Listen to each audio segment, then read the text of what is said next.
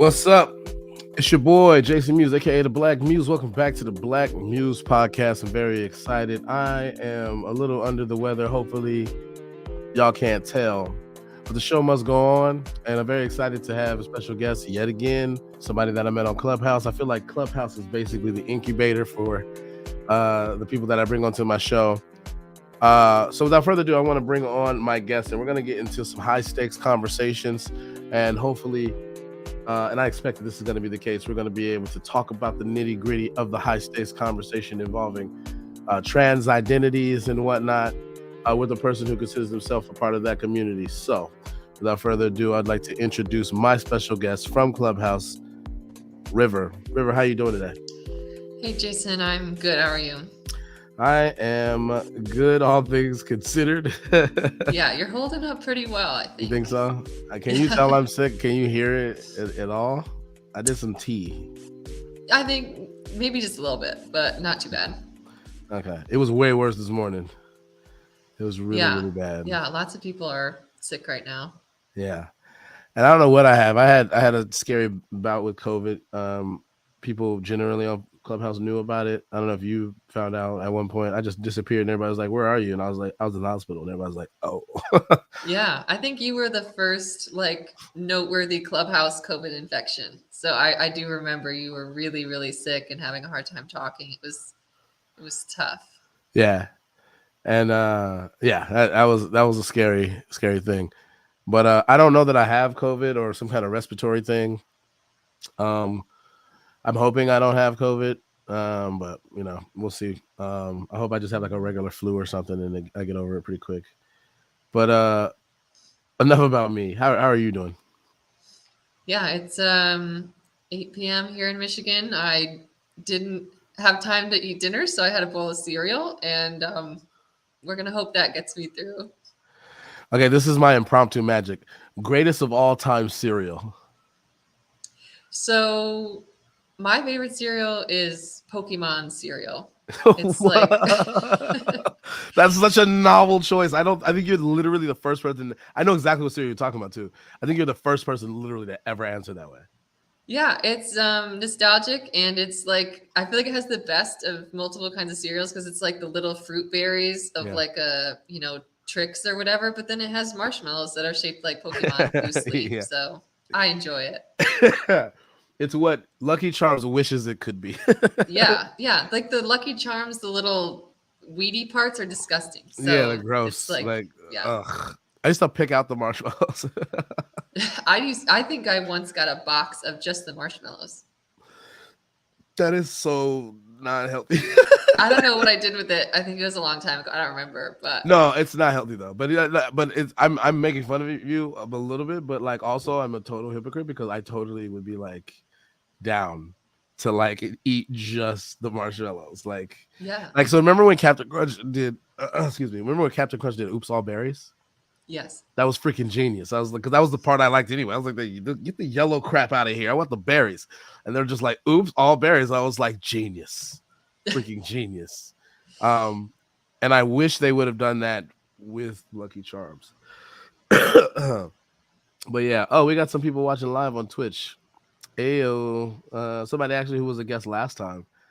I don't know if you ever got a chance to see any of my prior episodes before. I've seen a few. Okay. The one that I'm talking about, I actually haven't even uploaded yet because I've been editing the crap out of it. StreamYard has this new feature that makes my editing time take forever.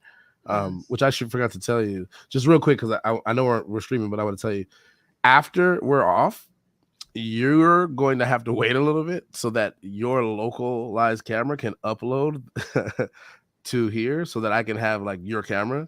And then it'll allow me to have like really good quality. So like if the stream got like really fuzzy or whatever, I could patchwork it. Okay. So if you don't mind that'd be, you can just go eat dinner and just kind of leave it on while it uploads. If that makes sense.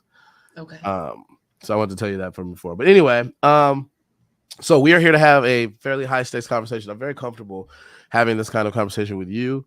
I think that I've probably demonstrated that I'm not really here to attack. And I'm really just interested in like asking probing questions and trying to understand things. And in an environment like Clubhouse, that's not always the case when it comes to issues of gender and trans identities. A lot of people are very vitriolic, and I'm trying to be very aware of how this may impact you personally. But you seem to always be a good sport about this, and so I appreciate you coming on to talk about this with me.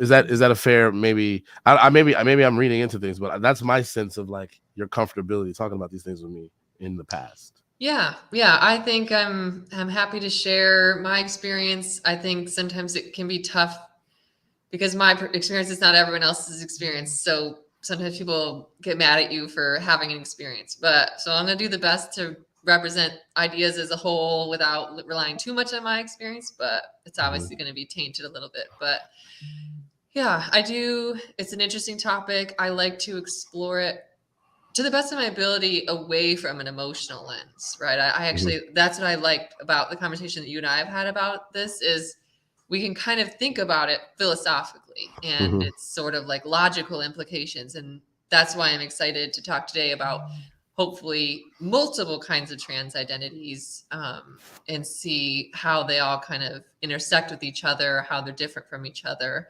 and not just focus on transgender stuff. But obviously talk about that too. Right. And so my kind of general experience with these subject matters is there's a kind of in-group out-group dynamic that usually colors people's willingness to engage. And so a lot of people, when it comes to discussions that implicate a certain community, particularly marginalized groups, historically marginalized groups, the kind of prevailing wisdom of the woke, if I can put it that way, not too pejoratively, is that these conversations are best had within in-group members and away from out-group members. And there's a whole bunch of like, justifications for that, standpoint theory, things like that. But I think the basic idea, which is pretty intuitive, to steelman in some way, is, well, the people who are part of the in-group are more likely to be properly attentive to the ways in which the conversation has implications for them and negatively impacts them. And so it might be irresponsible to have that conversation in a way where people who are from the out group, who are not properly attentive to those things, are speaking with a kind of tone deafness where they don't really realize that they're perpetrating all kinds of offenses, all kinds of microaggressions, even if only inadvertently, just born out of the fact that they don't have that experience. It's a kind of ignorance. And I think that there's something intuitive about that. If you've never been a Black person, for example, there may be some aspects of what it's like to be a Black person that you're not going to be properly attentive to because you've never had to experience it directly. And there is something epistemically valuable about direct experience. And so by simple analogy, if you're not a trans person or a non-binary person, then it stands to reason that there may be some aspects that are outside of the purview of your normal range of experience that you wouldn't be properly attentive to. And you might end up developing opinions on subject matters implicating those people that are harmful or that are problematic in virtue of that ignorance. So I think that that's the best way to steelman that way of thinking.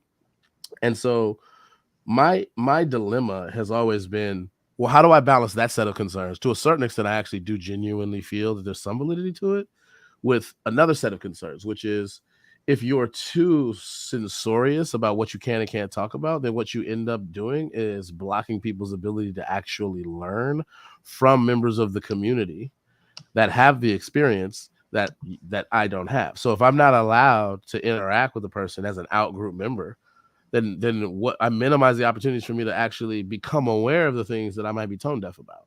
And so there's epistemic value there. And I think a lot of times people are motivated by, I think, a very genuine desire to protect people from various different kinds of indignities and injuries, but they end up undermining opportunities to learn. And as an educator, I think I'm really keen on that dynamic of things in ways that probably a lot of people in Clubhouse aren't, which is, there are wonderful opportunities that are often lost to learn about people who are different from you because the conversations are so high stakes and the people involved are so liable to be offended that no conversation can happen at all. You know what I mean? So how do you balance those two things? What do you think about that? Right. I usually think about it as what is the outcome of this conversation? Are we trying to have a policy discussion where something's actually going to get decided at the end of this conversation? In that case, I'm like, yeah, we need the right people discussing this topic, right? Right. But for me, if we're learning, if we're talking about our experiences, people who, like, I'll keep it to transness, like people who don't have any experience with transness, they might have experiences with trans people. They might have experiences with the thoughts they have about trans people, or how it might affect, how they think it might affect their lives, or how it does affect their lives. So Right. I don't know. I just try not to get too caught up on.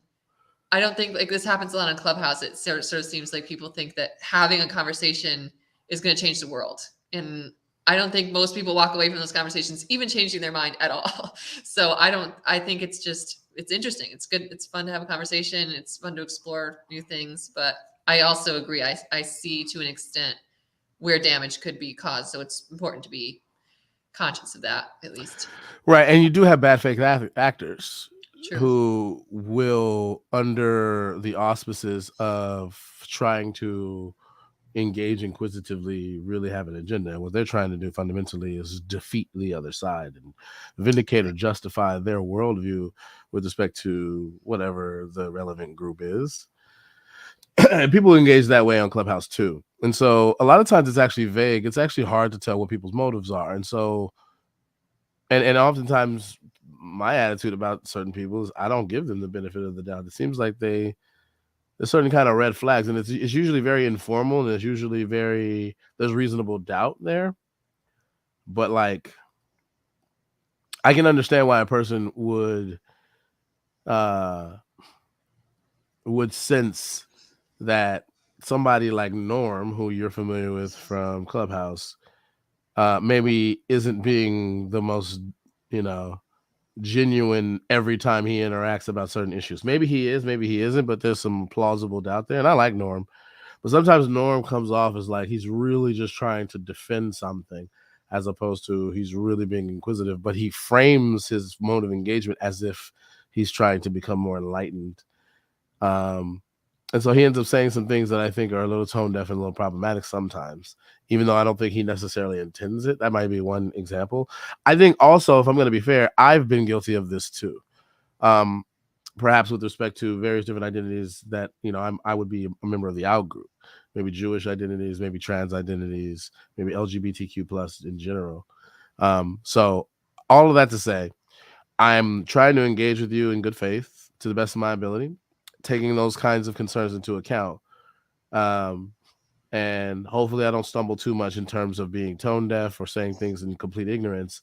And hopefully you'll extend me grace. But that's kind of like my motive, because I do have some genuine questions about kind of what the best way to understand trans identities even is, and what the strongest case I think for certain, maybe even policy positions.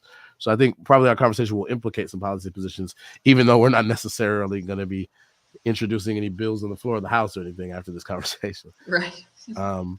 So with that, I kind of want to give a broad overview and kind of defer to you a little bit.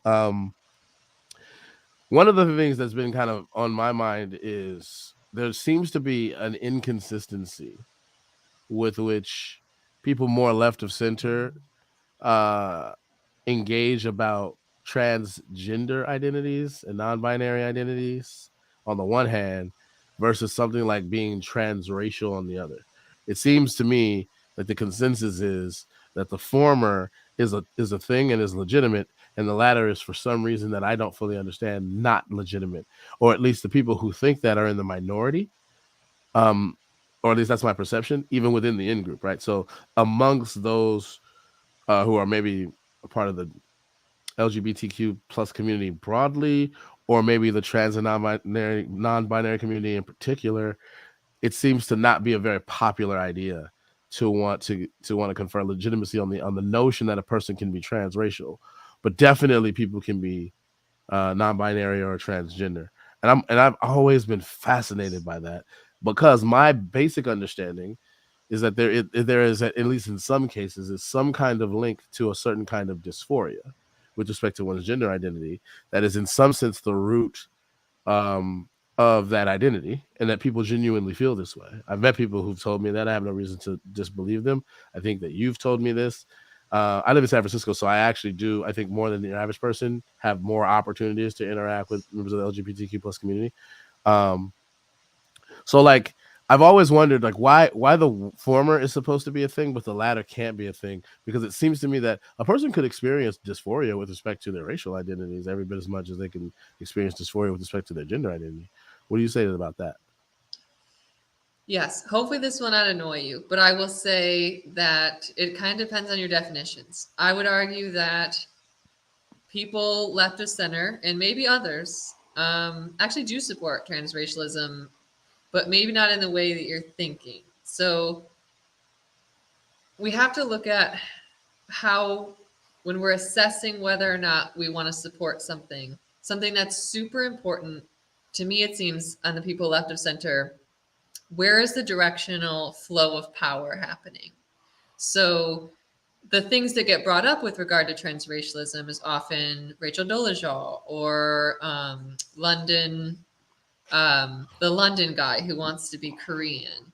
These are people who are white who are trying to identify as someone who is not white, typically just serve some sort of role that is usually served by that group, right? But there's also instances of transracialism in the past that I'd be curious if maybe you would support, which would be there's a lot of historical instances of people who were Black in early America post Civil War, where they were maybe light skinned, and so they would identify socially as a white person as a means of acquiring power, or even not even just power, just to be the ability to get a loan, to get a property, to whatever.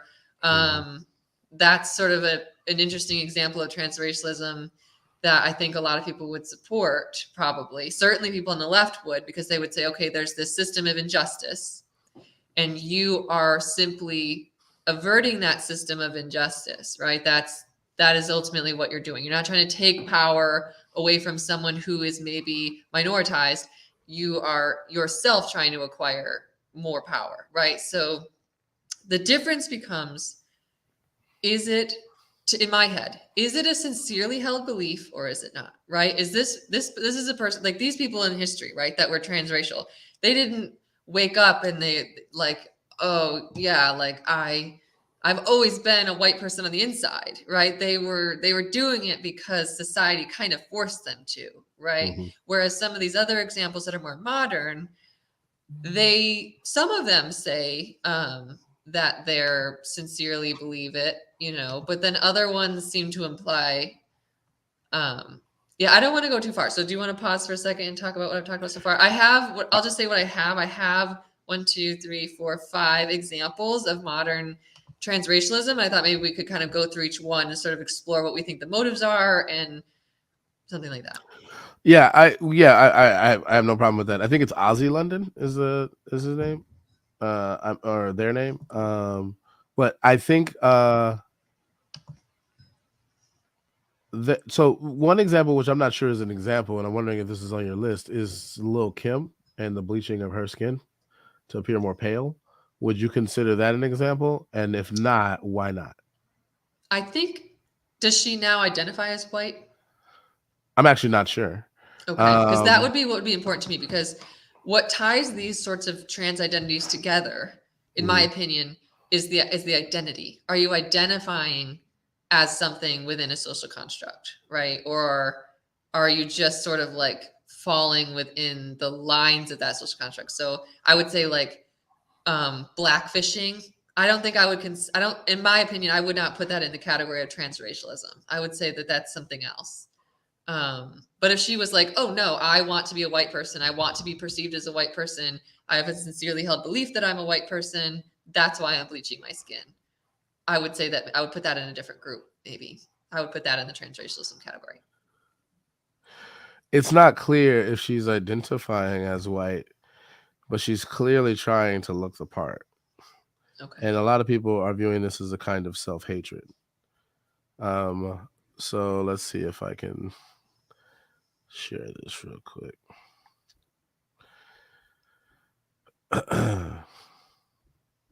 So yeah, we get to use this feature. Yay. Oops. That's not what I want. I want this one. All right. So this is from the conversation. That's actually Lil Kim right there. That's bizarre. What did she look like before? I don't even know who Lil Kim Yeah, is. right here. Lil Oh Kim wow. was a rapper. Okay. This is like so. It. I mean, I don't know that we have any evidence of her claiming that she identifies as white, which is what I was looking for, and I think that that would probably settle it. But there seems to be some reasonable doubt about that.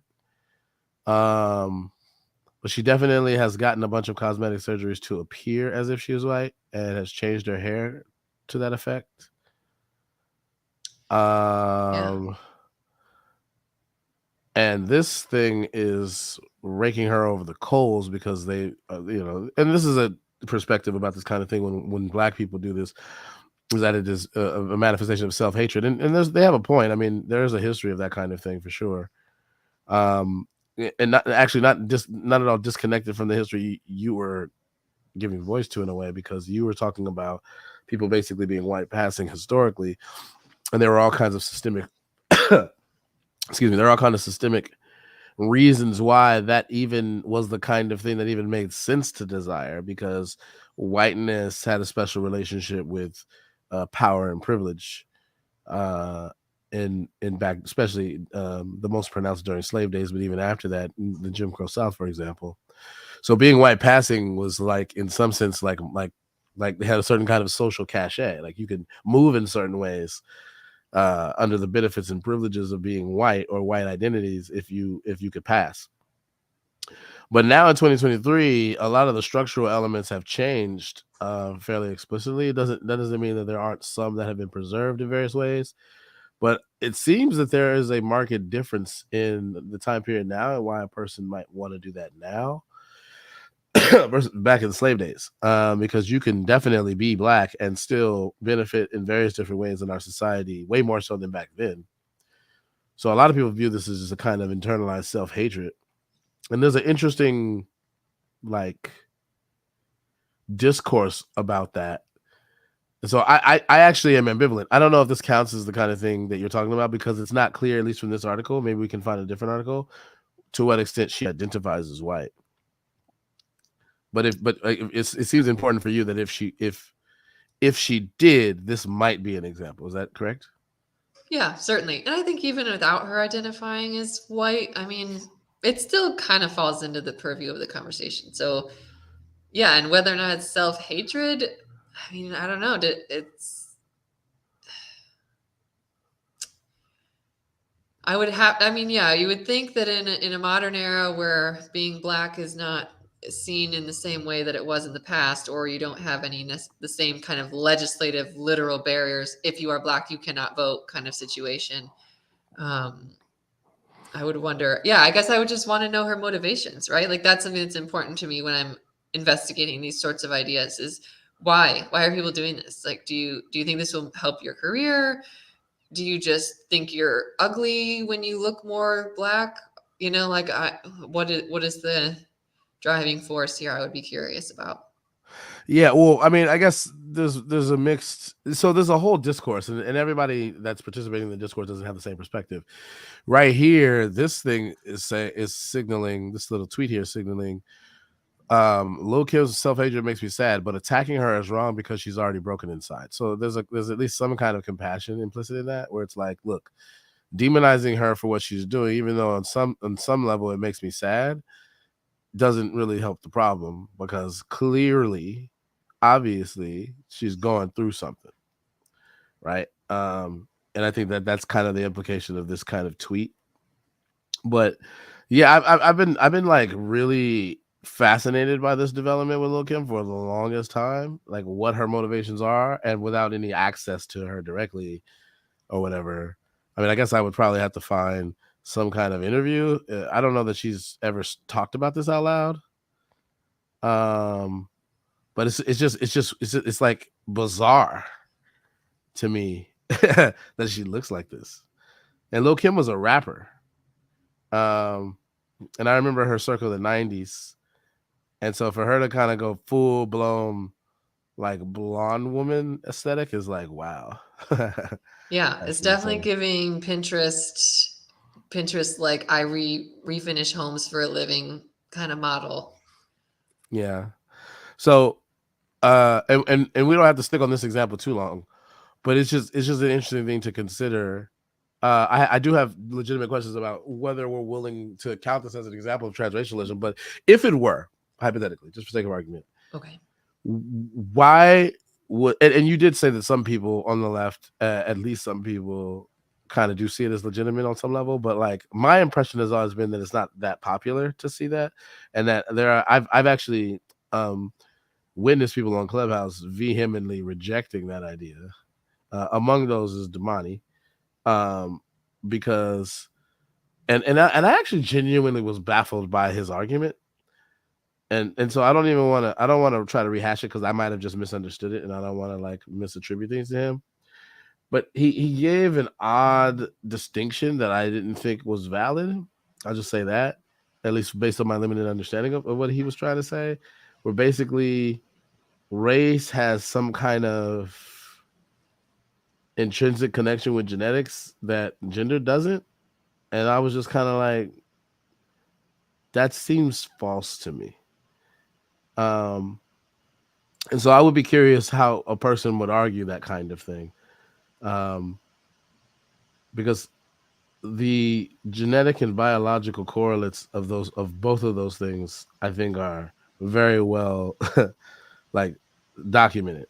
So I don't know. It just seemed like a strange basis. And on top of that, if the key is supposed to be dysphoria with respect to the identity, which is what I thought was the basis of transgender identities or non-binary identities, there doesn't seem to be any reason why a person could experience profound dysphoria with respect to their racial identity. And I was trying to signal that Lil Kim might be an example of that, a famous example of that. What do you think about that?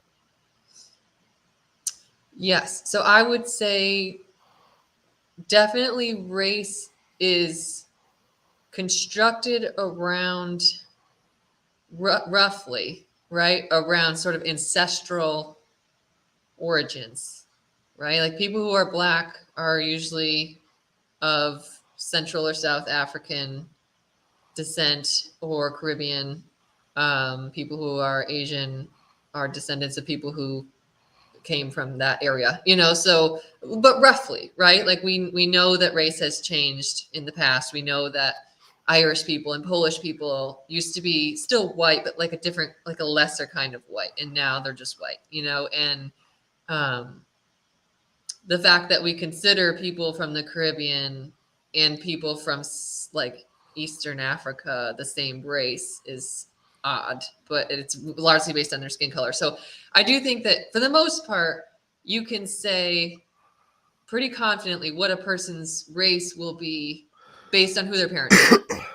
In the same way that you can say pretty confidently what a person's gender will be based on what their chromosomal makeup and SRY expression is. So, like, I think that they are both connected to things that they're both social constructs that are certainly, in my opinion, indisputably connected to things that are not social constructs, or sort of the way we Right. orient, the way we think about something that is not a social construct, but it itself is. All right. Um, I hear you, and I think that that's a reasonable take. But the other thing that I want to emphasize, which I didn't before, was that they're both supposedly social constructs. And so, if the fact that they're social constructs is supposed to enable you to basically be able to identify differently from whatever your biologically determined attributes are, again, it's odd for whatever subset of people who actually think this way to say one is legit and the other one isn't. Mm-hmm. And I actually wonder what the motivation behind that kind of distinction, the hard line distinction, even is. Like, what is the threat if we allow for transracialism to even be a thing? Is it that is there a perception that it would undermine the validity of being transgender in some way, and so you get caught up in this kind of slippery slope thinking? And that's part and parcel of kind of what we're going to get into slowly but surely, is like these various different trans identities. It does seem like we are, generally speaking, certain kinds of trans identities are more accepted generally than others, and some of them seem really ridiculous. And then you have the most ridiculous one, which is usually used to mock people, the whole I identify as an Apache attack helicopter, right? It's Yes. like the point is perhaps the most insulting way to make it, but the point is something to do with like we need to like not be too get too carried away with dissolving categories, right? Like categorical thinking has a certain kind of logic to it, and if you violate it in a basic way, then suddenly you can make any number of claims about how people are categorized that don't seem to comport with reality in various different ways.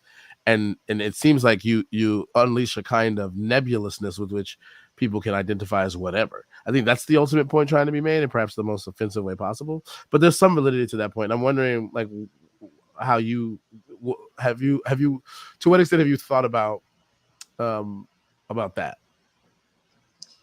Yes, I think two important things. One, not everyone is consistent, right? Absolutely, there are people who believe things that are not consistent.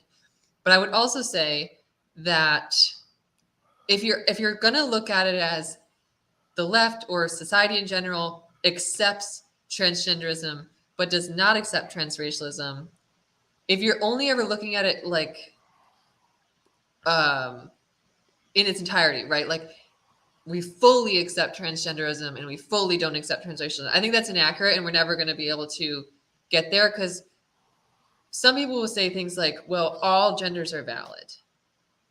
Not everyone agrees with that. Even people who agree with transness, even trans people, myself included, don't necessarily agree with that statement. Like, I don't know if I agree that, it just like, gosh, I'm going to get canceled or something. But like, like I'm just going to speak freely. A bearded man who just like wakes up one day, just like burly, like making zero effort to conform to the ideas of femininity at all, says, I want to identify as a woman.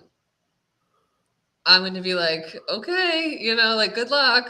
I don't know. Like, good luck with that. I think for me, I see transitioning within social constructs as things that are constructed socially. I see them as a kind of proposition, or like um, what's the word I'm looking for? Where you're trying to be perceived in a way within the social construct, right? So Yeah. if people don't see you that way, it's like an attempt, right? Like when I go out, if I'm going to make an attempt to be perceived as a woman, I'm going to have to keep in mind, what do people think a woman is like, and Right. obviously because of their connection to biological sex, it's going to be a lot easier for a female person to be identified as a woman. Like a female person who looks enough like a female person could shave their head and wear a flannel, and people are still going to go, hey ma'am, so Yeah. but when you're trying to go in between, it's like, But yeah, does that is make it sense? no, it does. But so like I think a lot of people who think about this like me, if I can just be honest, it's like, but is there not a fact of the matter concerning these kinds of things? Like it does there seems to be something that I intuitively want to resist about the kind of arbitrariness implied by that, with which people will just declare themselves this or that thing, with almost like blatant disregard for the criteria that perhaps is socially contingent on some level, but is widely regarded as being a prerequisite for your being considered that thing, right? So, like the sense in which it's socially constructed, I would say, is that it's largely regarded and accepted generally by people in society that meeting certain criteria, typically biological in the case of gender, makes you a man or a woman. So there's a social component, but it isn't arbitrary though. Like there are all kinds of practical necessities scientifically for the biological distinctions that are made between men and women that are not trivial, and actually help scientifically explain how something like childbirth is possible and procreation is possible. Like, and if you just disregard those things because there's some kind of social benefit to it, then I think a lot of people's instincts are to push back against that, because what it feels like is that people are just declaring themselves something, but like blatantly disregarding like the objective basis on which we use these categories. And the reason why I think that that might be argued to be a bad thing is because when you do that broadly, you undermine the practical utility of the categories themselves.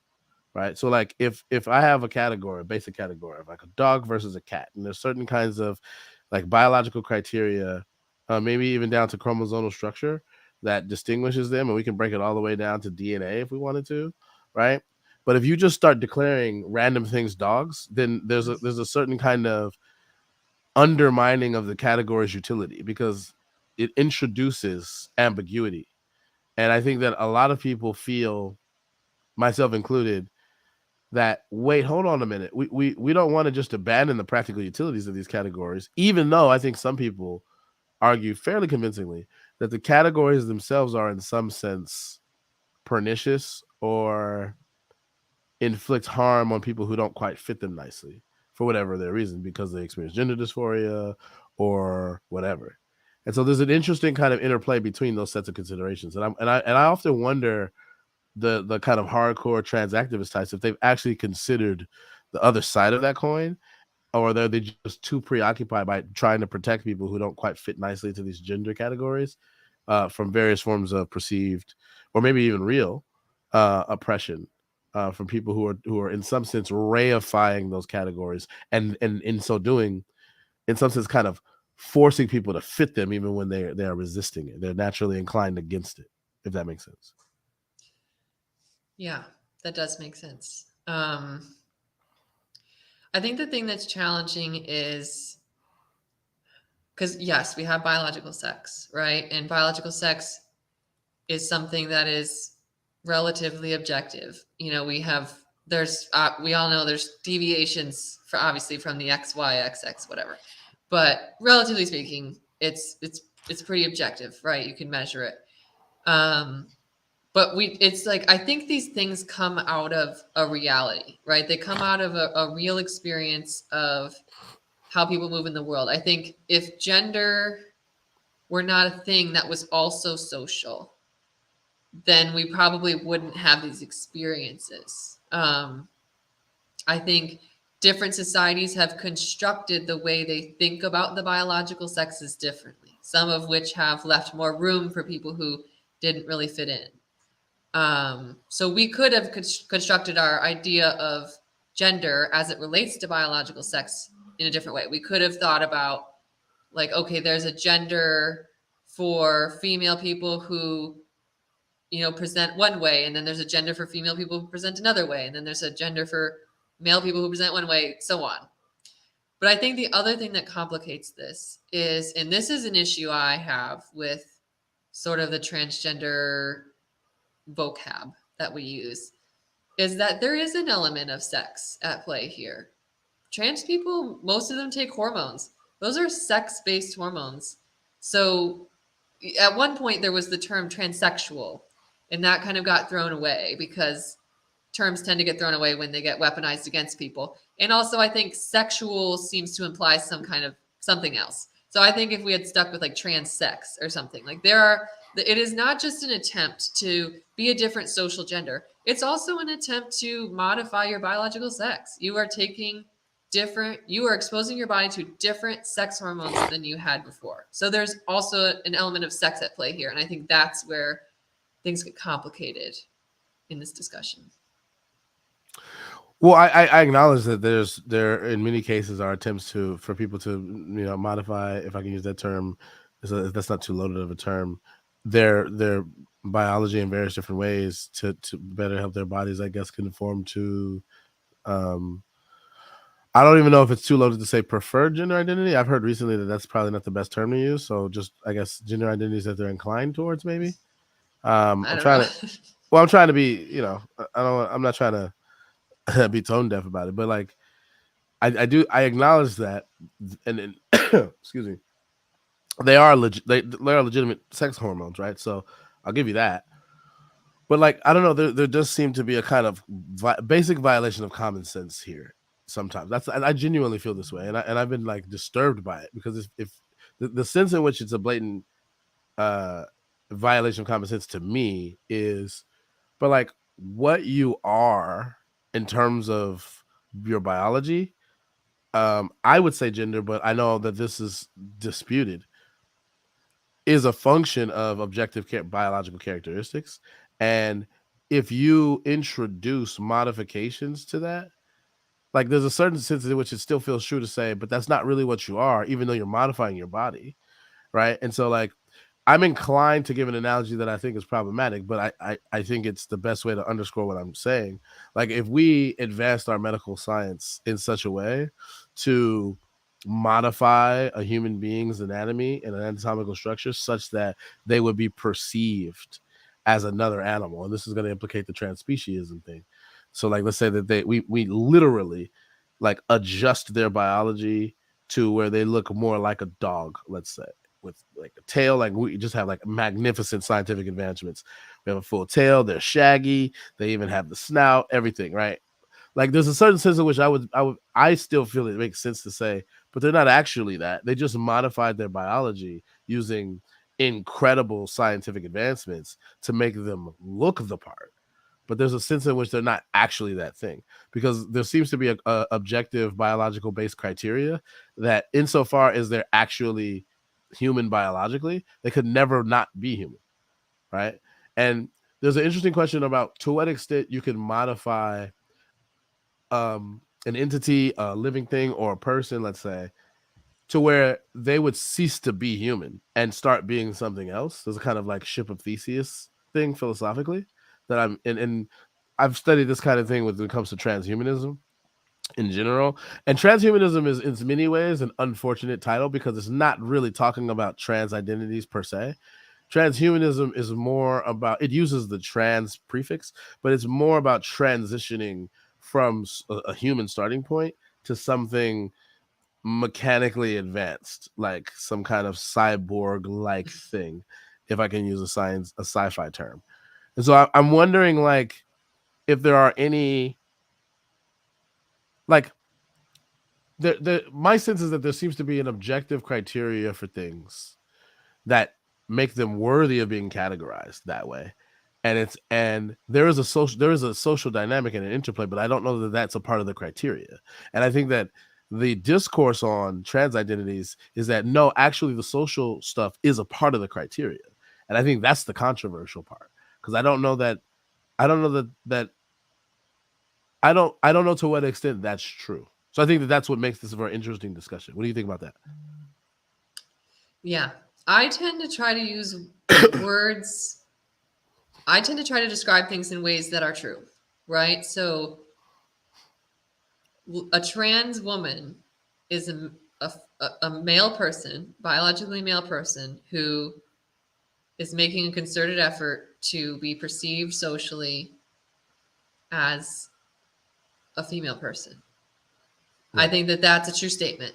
And I think that however you try and throw that into a grouping, I think that's where things get tricky. I think if we stick to talking about what things actually are, I think we get so caught up on the grouping, and it's important because there are implications, right? Like I personally have weird experiences if I try to use the male bathroom. I've had men come in, go, "Oh my God, I'm so sorry," and they run out, right? Like, and because they just see the back of my head, and I just have girly hair, and I'm wearing girly clothes and whatever, and so they're not taking enough time to examine my Adam's apple and whatever, like they're just they're like trying not to run into the wrong bathroom, and so at a certain point, it's just like, geez, I don't want to keep having these experiences. So you just switch to the women's bathroom, and then all of a sudden, magically, boom, you never have any issues. So it's like, it's hard because we only have the two bathrooms, right? We don't have a bathroom for male people who would prefer to identify as female people. So I see where we get stuck, and we're like, okay, well, where do we put these people, and what implications does that have? If people wanted to modify themselves in such a way that they, look like a cat, we could call them cat people, right? But if they want to be like, no, I'm a cat, I want to be, I don't know what implication that would have for them. I guess they could be legally seen as property. I don't know why they would want to do that, but I don't know. I don't know why a cat person would want to be identified fully as a cat. I don't know what that would do for them. But I think that this kind of comes back to what is people who talk about these kinds of things and feel passionate about these kinds of things. Normally it orients around power, where is the power moving? What power is at play? And do we like the direction that that power is going? Usually that is the defining line of where people of maybe a left of center ideology tend to fall, of how whether or not they would support something. So they would probably not be inclined to be super passionate about cat people being able to identify fully as cats, because maybe they wouldn't resist it, because what's less powerful than socially legally than a cat? But so maybe they wouldn't resist it. But I think like with the transracial thing, people don't like it when white people identify as black people, especially when those formerly white people now identifying as black people start taking positions like African American studies professor or chapter head of the NAACP. That's where things get complicated, because now, okay, are you taking away a position of power from someone who would be generally disenfranchised from it? But a black person who's white passing, who maybe like is code switching and like whatever, just like trying to fit in with wherever they are, I think usually there's like less of a resistance to that because of the direction of power, socially. And so then you get in the argument of, well, who actually has power? I don't, but I think it's interesting you bring in the power dynamics, and I wasn't trying to imply that they don't matter. I think they have an interesting relationship with one of the points of contention that I think a lot of people have, which is like concerning the fact of the matter, if I can put it that way. Like, what is really the case? So there's a question of authenticity when people make these identity claims.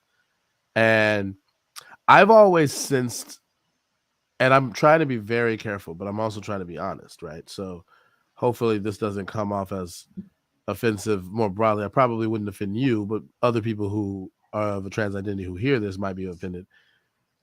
Like, I've always felt that there is a inescapable deception to this practice of modifying oneself to be perceived as, let's say you're biologically male, you're modifying yourself to be perceived as a woman, full stop, right? Like, there seems to be an intrinsic deception about that, even though this is talked as if a person who does this is in some sense becoming or being their truest self, right? So there's a kind of interesting, like,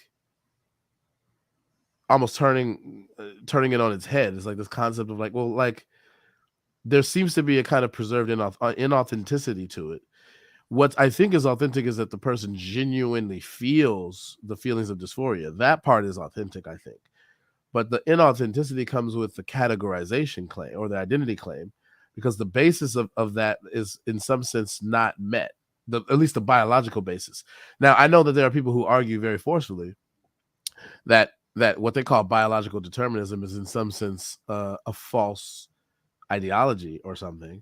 And I don't know that that's true. I do think that there's more merit to the objective scientific biological bases on which we have these categories, even though they do interplay with the social dynamics in many ways that you've illustrated, with like how you would be perceived if you went to a male bathroom, right? Like, if you're gonna go with what you quote unquote actually are, but there's still going to be awkwardness to the interaction because you've made steps to be perceived as a woman. And so in virtue of that, you're going to be perceived as a woman in the male's bathroom, right? But people are not necessarily going to be able to perceive you as such. And so then what do you do, right? So there's a social interplay there that I think you've been really, really good at illustrating. But like, how does that fit in with the authenticity of the identity claim? Like, if you're going to claim to be a woman, or anyone similarly situated is going to claim to be a woman, or they're going to use the maxim that we hear, trans women are women, full stop, right? And there's like, in some sense, that implies that there's no real objective distinction between trans women and women. But it's like, but there is, though, right? Like that, like, so it seems like a denial of certain truths that are in some sense connected with the experience of gender dysphoria. And the argument usually given is, well, if you are not willing to go along with the, let's call it, ostensibly false identity claim, then you're guilty of contributing to any number of horrible things that's going to befall the relevant trans person in question. And it's like, well, hold on a minute. How fair is that? Like in the interest of being the most truthful, what exactly do you do? So I'm kind of replicating the dilemma in a way with you or anyone. Let's say, I don't want to put it on you. anyone who is likely to be perceived as a woman, but they're biologically male in the men's bathroom.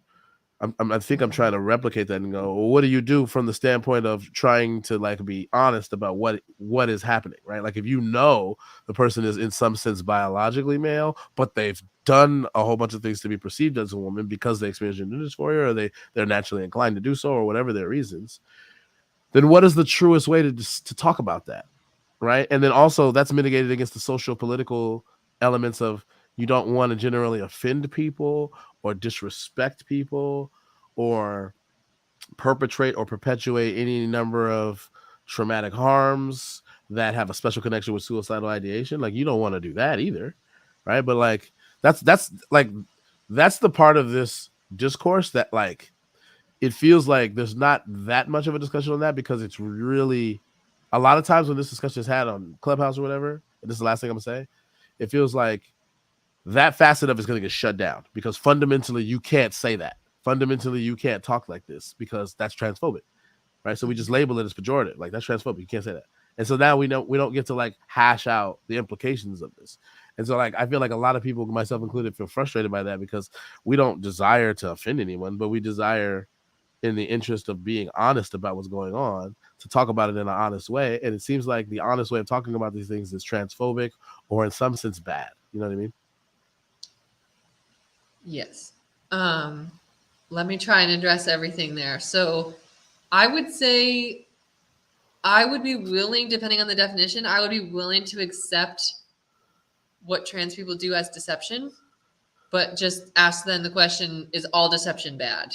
Right? Like, okay, maybe it is deception, but is it bad? Right? Like those are two separate questions in my head. So we could come back to that. I would say trans women are women, cis women are women, but trans women are not cis women. Like trans women are not female. Trans women are male biologically. So like I would say that just because if you accept the term trans women, I would think then that you would have to accept the logical conclusion that trans women are women because then trans would just be a specifier of the word woman. They're a different kind of woman, a woman with a different kind of experience. I mean, but what a lot of people mean by women is the biological thing. They don't necessarily mean it as distinct from that. So like that practice obfuscates what a lot of people mean by women. Sure. Yeah, I would. Yeah, I think that's true. I think a lot of people. It is both a statement and a claim that gender is not confined by biological sex. It certainly is. The proposition is required for that statement to be true, right? That people who are biologically male can be women because being a woman is something that is agreed upon by a society, not determined by a doctor necessarily. So I think like I empathize with a lot of trans exclusionary radical feminist arguments in the sense that they'll go, well, what does that mean? Does that mean that if I'm a female but I have short hair, if I'm a butch lesbian, does that make me a man now? I'm like, fuck, that's a good question. I don't know. I don't ever want to have. I don't want my identity to have implications for other people. I just like presenting the way I present, being perceived the way I perceive, and perceived to the best of my ability.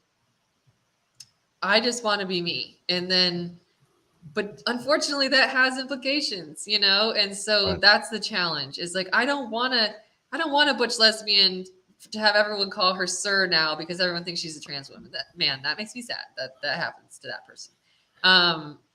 I don't, you know, I think it's like a little strange that like we can't assume people's pronouns, you know, like I'm like, okay, that's an interesting development. As a binary trans person, I feel like that's like, no, I would probably prefer that you assume my pronouns.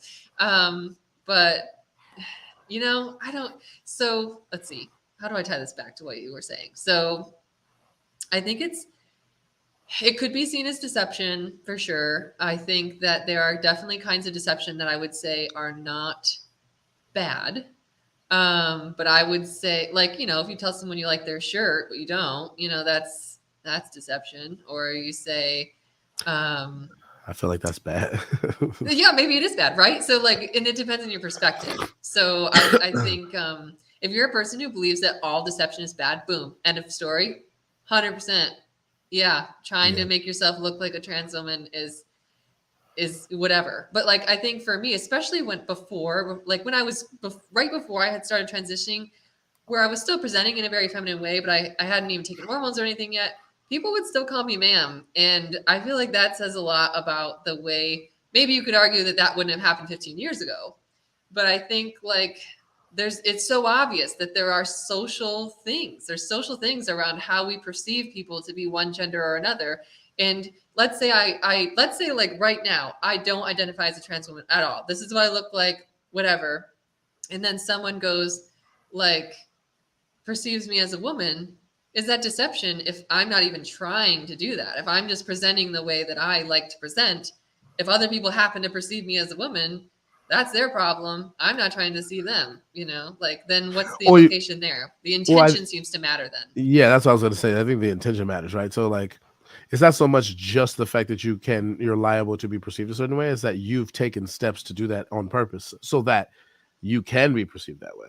And so that to me would be a non-trivial distinction between a person who just so happens to present in such a way as to be perceived as something that they're not even trying to be perceived as, versus a person who's taken, like, in many cases, like very specific and often painful steps to do this, right? Like, so I think that we can account for that way, and that would implicate the notion of deception, right? Because if I'm not like, so for example, like like on a social audio app, like Clubhouse, where let's say I don't have a PTR where you can tell that I'm black, right? Like the way that I talk oftentimes might lead people to think that I was white, because that I talk in a manner a lot of times when I'm having formal discussions that is associated with being white.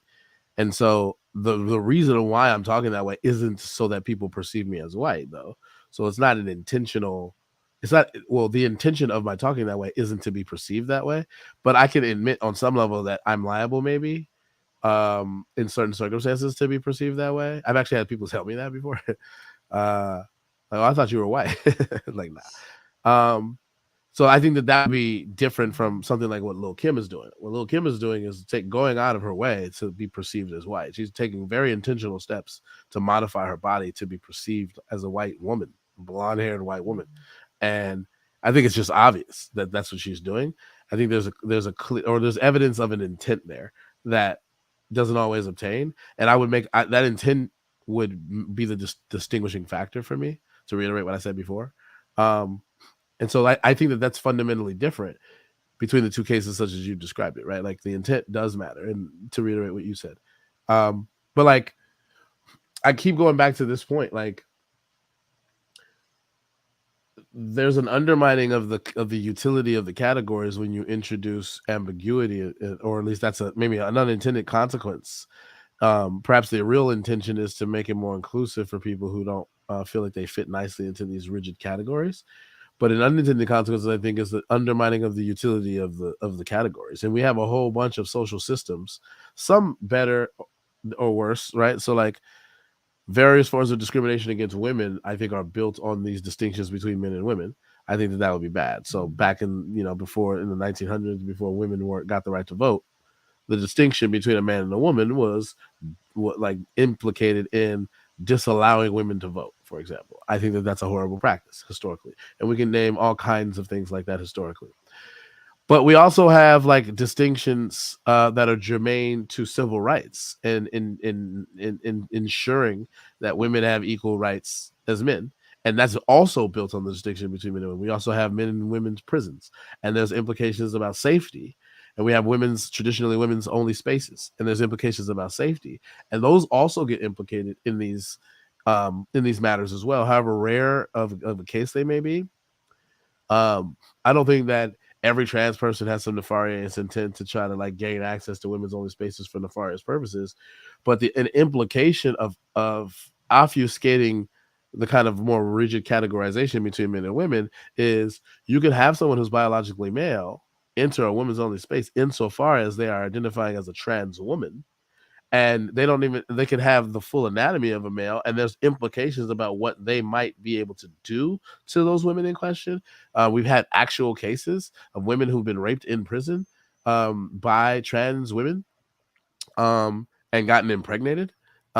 We have sexual assaults that have happened, that, and what part of what enabled it were trans women, at least ostensibly, either that or they were using that as a false pretense. I won't eradicate that as a potential explanation, where they use that to gain access to the women's only spaces so that they can perpetrate whatever they did.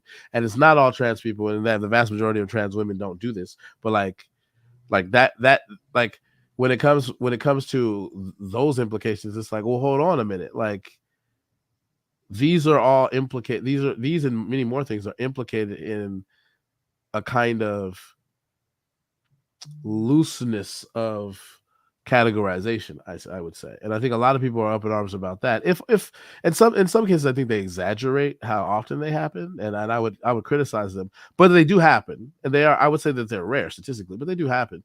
And so, like what do you do from a policy position? Like, how do you maintain safety for women in women's only spaces when you have these opportunities that can be exploited, that's been introduced by this kind of relatively modern way of talking about gender? You know what I mean?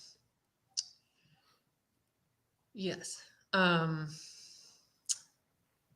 think if you asked me, this is River's opinion, I would say I don't think they should be completely arbitrary. I don't think you should be able to just declare, I am a woman, and then now all of a sudden you have access to these female spaces. I think largely female spaces were self-run by females for a long time, and I think it worked okay. Like, I think trans people have existed for a long time, and I think that before this was a huge hot button political issue, I think women were probably successfully using women's bathrooms for a long time, and no one really thought anything of it, right? Because if your intention is to go in and use the bathroom and leave, then no one's ever going to think anything of it, right? But if your intention is to go in and hurt someone, then that's going to be what it is. So I think for me,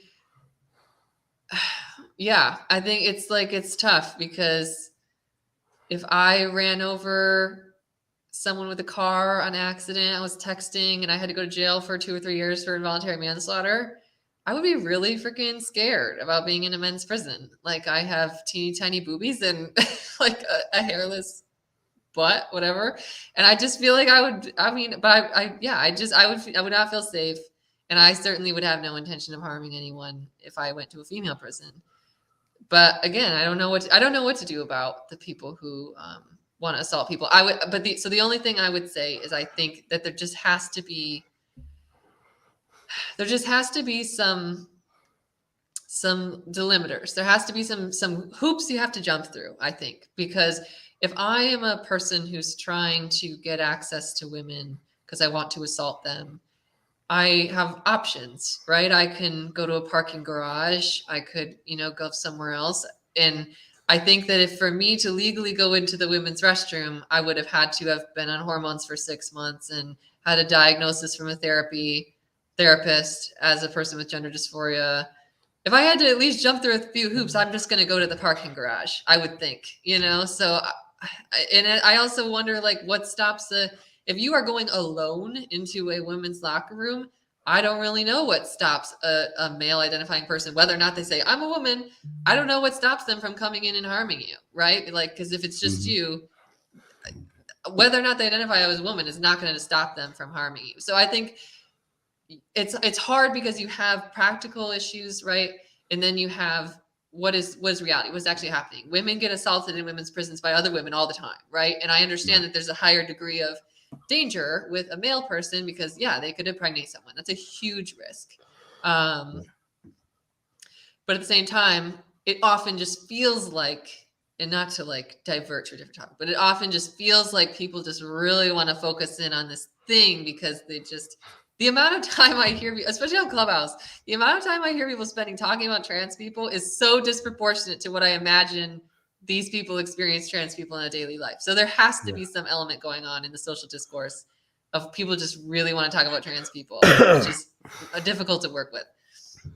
No, I hear you, and you're totally right about that. I think probably people are up in arms about the implications about the undermining of the categories on uh, based on which a lot of things in our society function.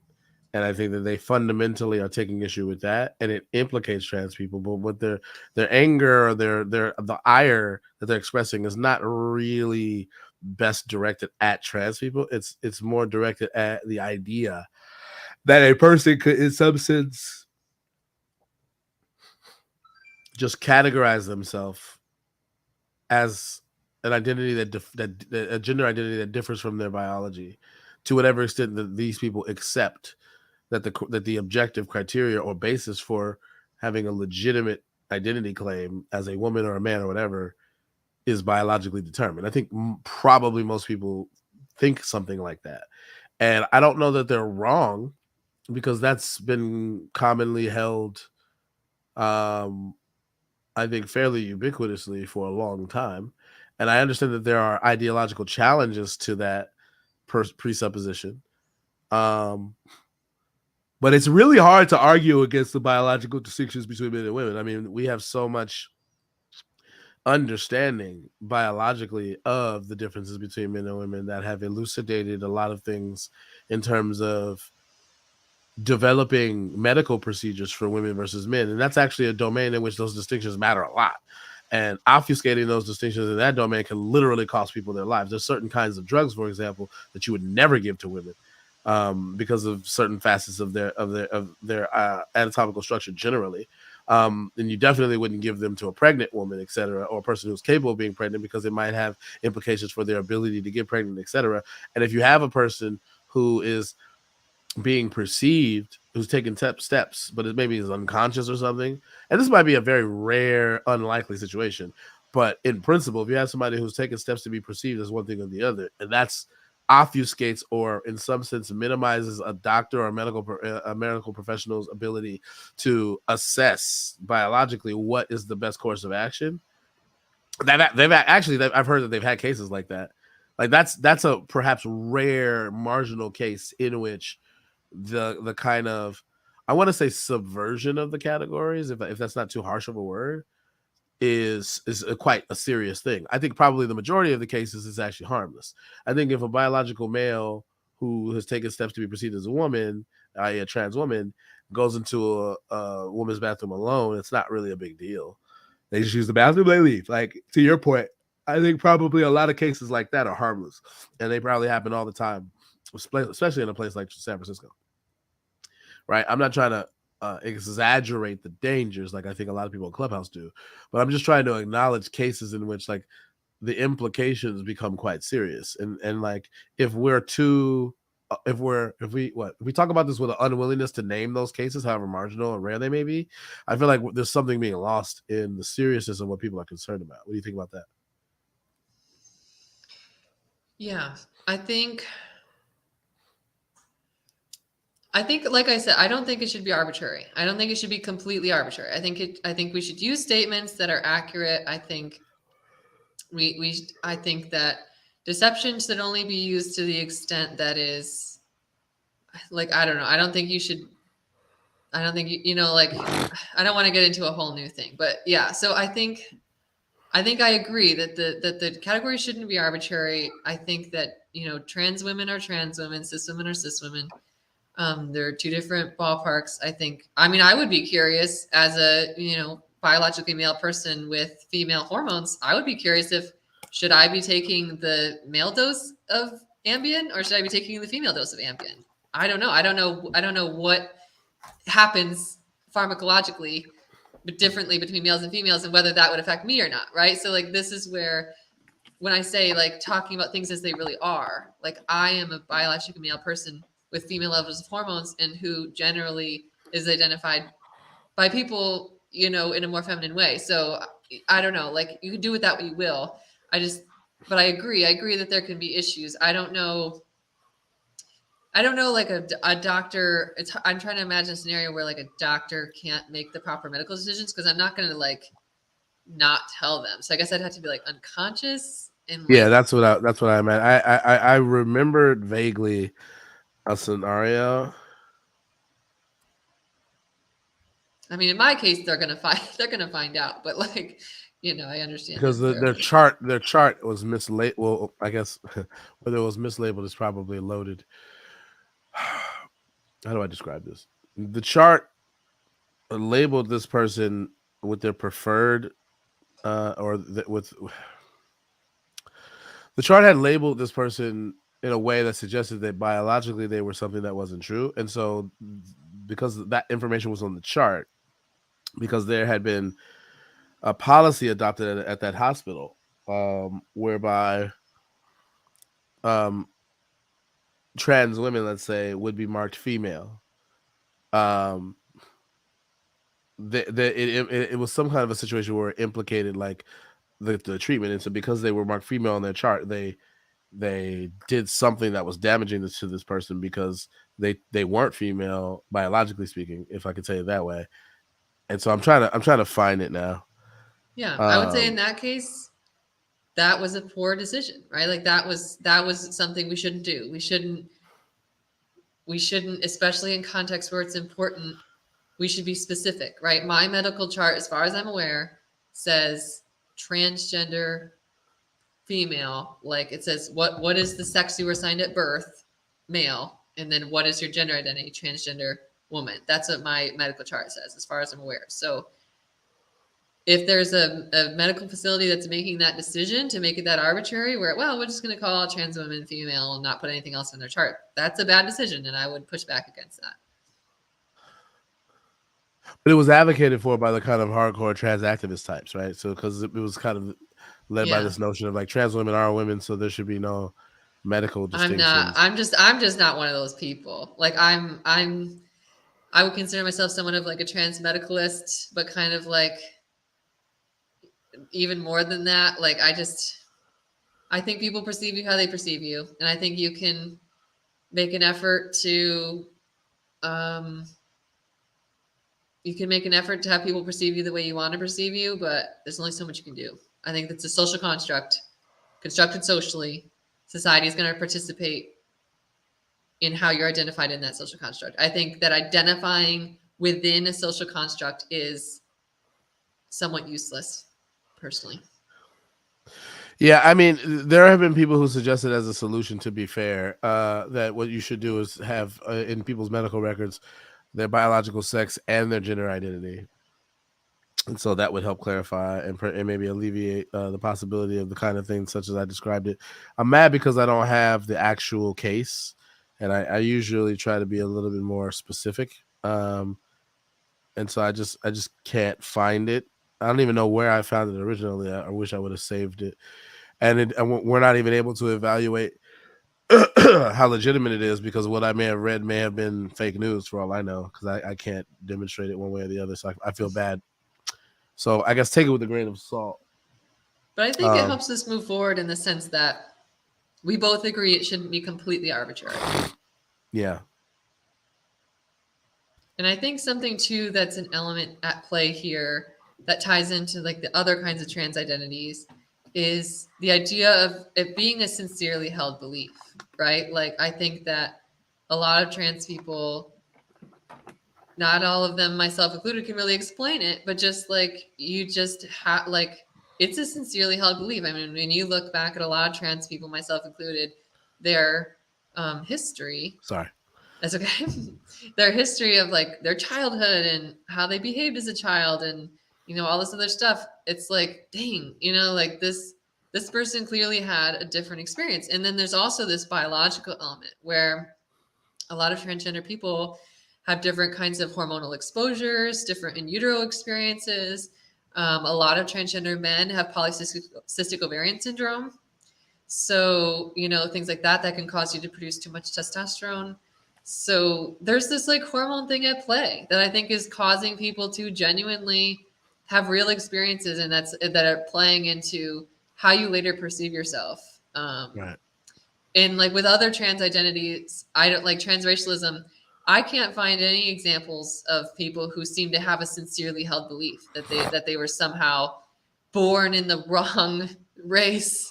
Like Rachel Dolezal comes the closest, where in her memoir she says that as a child, when she would draw herself, she would use the black and the brown crayons and not the peach and white crayons. So that's the closest I've ever found, and I don't know the truth of that. I'd need to see a couple of pictures probably. I think she's probably trying to save face a little bit. But every other instance of transracialism, there are people who sometimes are admitting to being mentally not all there. You know, like they're like the I can pull it up, the examples I have. So like Martina Big is like this model and actress, and I probably porn star, I'm guessing, because I think she holds the record for like the largest adjustable breast implants.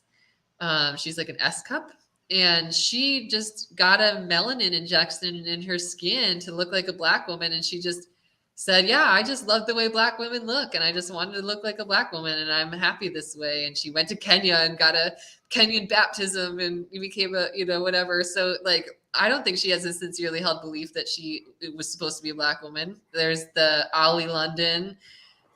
He just moved to, he was even actually transgender at one point and then is, now a detransitioner. He just went to Korea and then dated a Korean person, and now magically he just was obsessed with Korean culture and wanted to be a K-pop star. So he tried to make himself look Korean, but he admitted, he said, quote, what did he say? He said that he has, quote, an obsessive and impulsive personality. So this is someone who's just admitting to like, yeah, I just get obsessed with things and I'm kind of impulsive. And then there's like Jessica Ann Krug, who was a professor at George Washington University. She identified as a person of color, and then it was exposed that she wasn't, and then she just was like, okay, yeah, I don't, I'm not black, sorry. So it's just, yeah, I don't think, I have not seen any compelling examples within transracialism of people having a sincerely held belief with some sort of biological underpinning, right? That's like maybe evident as to why they're feeling that way, in the same way that I have with transgender people. And for me, in my head, that's part of what informs what I would support, the kind of intentions that I would support. Because I don't support all kinds of transgenderism. I wouldn't support someone identifying as a woman so that they could go into women's restrooms and be creepy. I would not support that kind of transgenderism. I think that you don't have to support the whole thing just to support some of it. In the same way that, yeah, I do support not that it matters, but historically I would support the people who were white passing and used that to their advantage in a society that said it wasn't okay to be black. I don't know, more power to them. But then I don't support people who are trying to identify as black to be African American studies professors. Right. So this is a Daily Mail article. Take it with a grain of salt because it is super biased. Did I just did this thing just switch on me? This is I'm transitioning. Oh wait, hold on. That's weird. It just switched articles. All right. All right. So this is about Ollie London. Mm-hmm. So this is from 5 days ago, actually. So it says, I'm detransitioning after realizing I'm happier as a man and blame woke culture for influencing impressionable teens into switching gender. He also transitioned to being Korean. Is he staying with the Korean thing, but not the transgender thing? As of now, he's sticking with the Korean.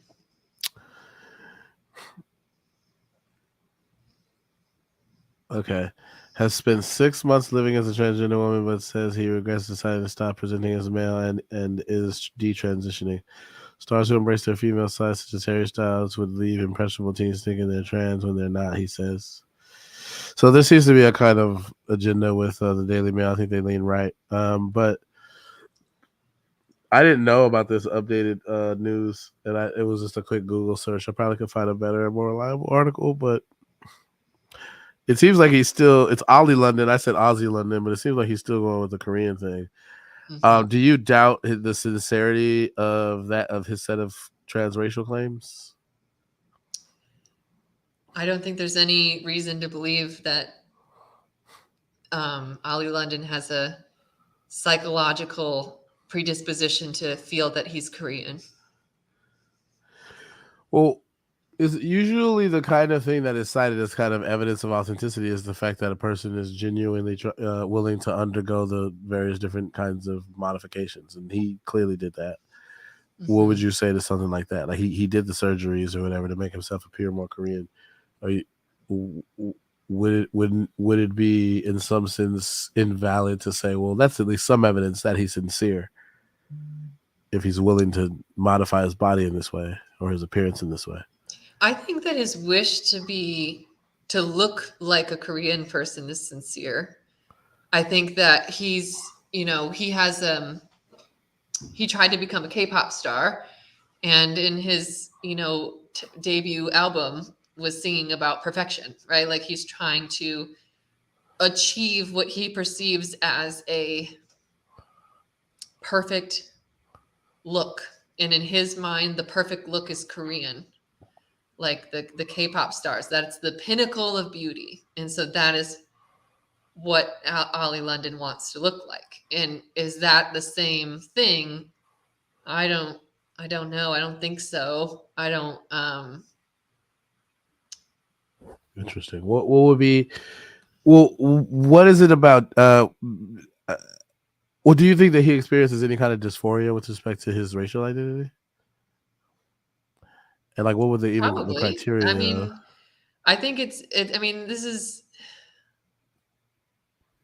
I think it seems totally plausible that a person could feel discomfort with the race that they are. I think that that's totally possible. I think someone could see the traits that they have that are associated with their race as inherently negative, and then seek to make changes. And what would be the difference, I guess, fundamentally with a person experiencing, I guess, dysphoria with respect to their racial identity and then undergoing modifications to try to identify as a different race on the one hand, and whatever the analog would be with respect to, a person's gender and gender dysphoria. I mean, I think you could think about them similarly. I think that they would have similar underpinnings for sure. I think um Well, what is the source of your hesitation with uh accepting this as a case of that kind of thing?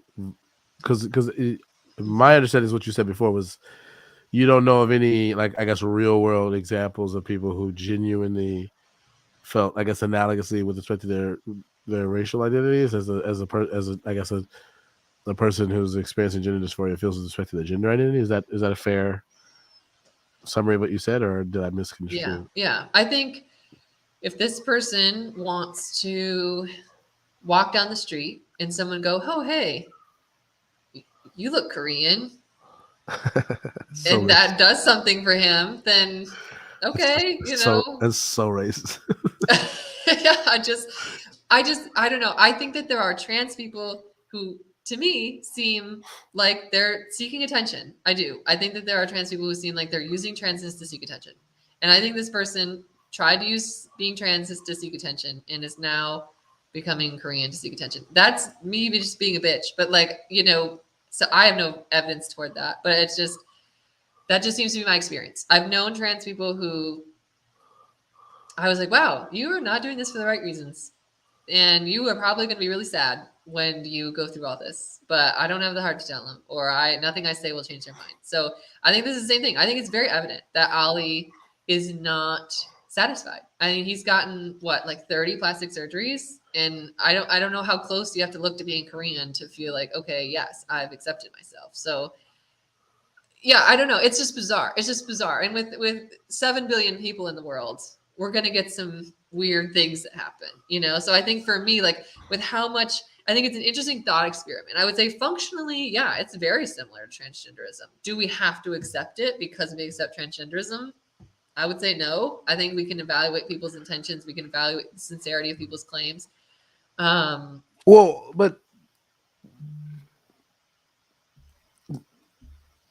the way that the discourse is usually done, the implication is that you're guilty of transphobia if you question a person's identity claims, right? Like if there's any doubt you express about the authenticity of a person who is willing to undergo any number of procedures and hormonal treatments, etc., in order to present as fully as they possibly can as a certain gender, let's say, uh, that you're guilty of transphobia because you're in some sense you're not respecting the authenticity of their identity or something to that effect.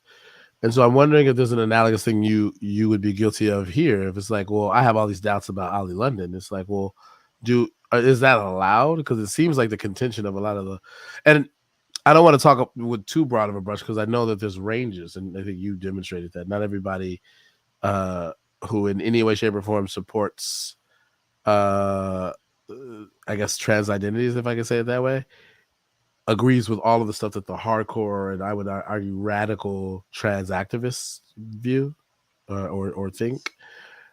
But that those types seem to have as a core contention that any doubt that a person is genuine with their identity claims is tantamount to transphobia. So I'm wondering, like, if you had expressed doubt with respect to Ali London's claims, are you guilty of something analogous? Like, I don't know. I mean, transracial phobia. I would say if I meet someone who looks in every way that I can tell, they're not even trying, that says, "Hi, my name's Alan. I use he him pronouns. I'm a trans man," and they just look like, I don't know, Jennifer Aniston or something, I'm gonna be like, what is that doing for you?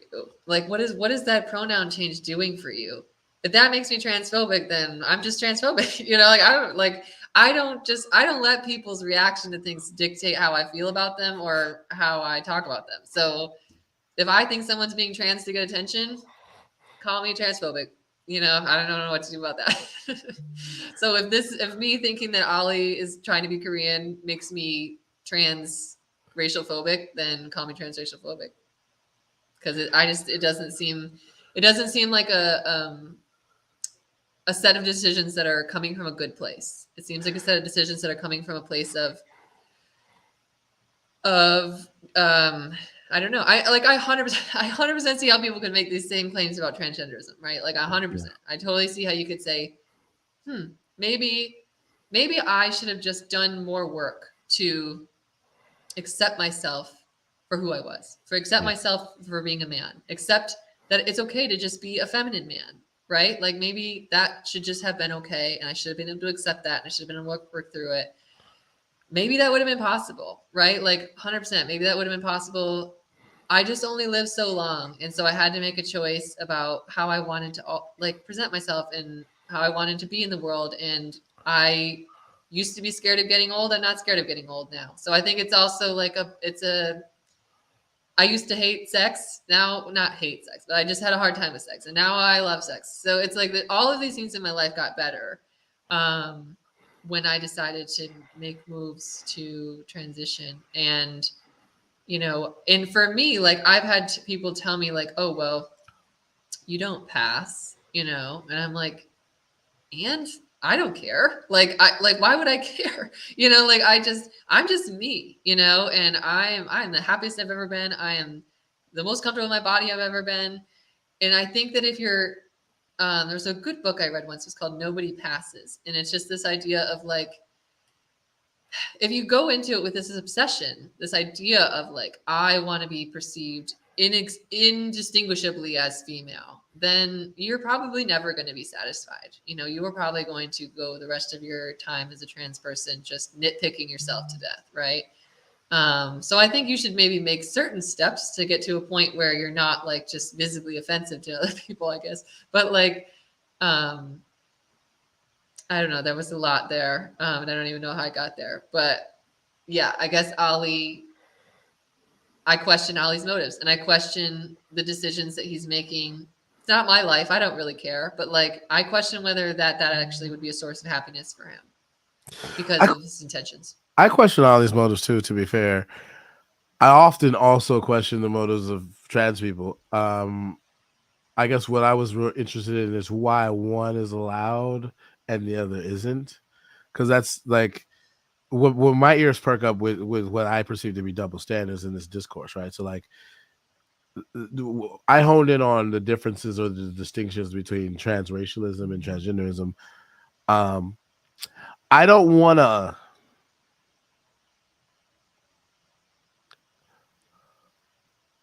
potentially make this discussion devolve into silliness, considering things like trans speciesism. So we don't have to use that as an example, but in general, because we were discussing trans identities kind of writ large. Yeah, I think transableism would maybe be a good place to go. That still has some Trans sincerity. transableism, but then is there such thing as trans ageism, or is that fringe? So I would say that trans. I always put it in quotes, right? Trans ageism, because to me it's just, you know, pedophiles are always making Hail Marys to try and get people to let them abuse children. So I think this is just a Hail Mary, right? And I think like I said before, I think we can evaluate intentions, right? Like their intention is to identify as a different age, as a means to abuse children, and I think we can just immediately on the face go, nope, we don't need to accept that. And I think like People age of used to say that about trans people, though. You realize that? yeah, I mean, Actually, I probably people don't still base say what's that right about. and wrong off of what people used to do, but I recognize that, right? Like I recognize that. So No, I guess the point I'm making is I think that you would probably acknowledge that that was kind of a overly dismissive mistake to presume that because a person is trying to transition that they had some kind of nefarious intent with respect to abusing people sexually or something, grooming, all this discourse on grooming, that kind of thing. There are people who still talk that way, actually. um and so I'm wondering if maybe something analogous is happening when you talk about transageism. Now, to be fair, and I'm in devil's advocate mode because I kind of just agree with you. Well, I would say broadly I agree with you, but I am genuinely wondering if there aren't at least some, however marginal case they may be, cases in which people don't have that nefarious intention to abuse kids, but they have something else going on where they genuinely want to identify as an usually probably to be younger. That's usually the way it goes. Because there's some kind of psychological dependence on reclaiming their glory days or something like that that has nothing to do with abusing children. I'm genuinely wondering that out loud. To yeah, try like to could a facelift be trans ageism? Is that what you're questioning? No, but that's an interesting supposition though. That wasn't what I had in mind. I was just thinking the motivation behind a person desiring to identify as a different age might be rooted not in some kind of, sick affinity for children sexually, but maybe rooted in a genuine desire to identify, usually as younger. Maybe there are some rare cases where people want to be older for whatever reason. Um, Yeah, I mean, so I I'm think there's wondering if yeah, how plausible or how common that is, and if that's the case, then maybe it's unfair to presume that the people's motivations are as nefarious as you described them. Although I think probably a subset of people are like you described. I don't know how I think we'll be uncareful to presume that's the majority of cases. To be fair, sure. Yeah, I think that there are examples of quote that you could maybe classify as trans ageism that are not problematic, or at least not related to pedophilia. You know, like there's lots of women out there, I think, that have their like, eighth anniversary of their 29th birthday. I think that that's like, okay, yeah, you're just saying a thing, and good for you. I like, and it is analogous, right? Like there are lots of people that would say like, okay, yeah, you just took some hormones and you're calling yourself a woman now. Like, okay, whatever, sir. don't you have people with like Peter Pan syndrome or something like that? I don't know if that's a technical term, where it's like they never want to grow up, so they always want to be young, and it doesn't necessarily Sure. mean anything pedophilic, but like maybe they might. I'm talking really loosely, and so I'm not an expert, and I want to be careful and not flippant about it. But like, I'm Hmm. thinking those are kind of examples that come to mind, and so I'm wondering if like, to whatever extent trans ageism may be a thing, it'll be rooted in genuine dysphoria about a person's age, which I think is actually very common, and I think that the plastic surgery industry is built on those kinds of insecurities, particularly when it comes to celebrities and Hollywood types. Yeah. And I models. guess I would say this, which is that I think if we were going to have real discussions as a society about um, the social implications of that, I think similar to gender versus sex, we would need to come up with a new word to describe the social elements, right? Because like age is objectively not a social construct, right? Like age is the number of times that you've been on the planet as it went around the sun. Like that is what age is. Age of consent is a social construct, right? So for me, it's like pedophiles don't even need transageism because they can just argue that you should lower the age of consent, which is like something that happens all the time, right? Age of consent is a social construct, whereas age is not. But I would say like to not want to be hold identified on. as old, like that's. I want to mean, push back a what is? little bit. There. Well, I think. Well, okay. Okay. Let me not be too aggressive. I think what I'm about to say is, in some sense, consistent with something that you said. But I do think that there's definitely a social component to age because what it means in our society is inherently social. That you are 8 years old, meaning that you have existed on the planet for 8 years, is objective. But what that means in our social context is a fundamentally a matter of social convention. That so to your point, the age of consent is a manifestation of the kind of thing that I'm talking about. And so what it means to be in your 30s or 40s or 50s has a whole bunch of social import, particularly in certain industries, about whether or not you're the kind of person that they're going to hire for a modeling gig. Because if you're too old, quote unquote, and Hollywood has really brutal standards for this kind of thing. Like even in the porn industry, I was watching a podcast. Somebody I forgot the name of the podcast, but it was like some porn star. And they were talking about the importance of age on the industry for females in the porn game. And there's a certain age, like almost like clockwork, where women start becoming quote unquote milfs, right? And like I'm serious, like as far as like the genre of porn, where it's like if you reach a certain age, then you are casted as a milf in porn, and like if you're younger than that, then you can be like, they have like the stepmom stepdaughter genre or whatever. And I thought that was fascinating because it was just like, damn, like that's really fucking brutal. It's like once you hit a certain age, you can't be casted in certain ways anymore. And different things that different female porn stars do. A lot of some of them have like started their own like porn company and have taken the reins. And some of them have gone into like webcamming and stuff like that.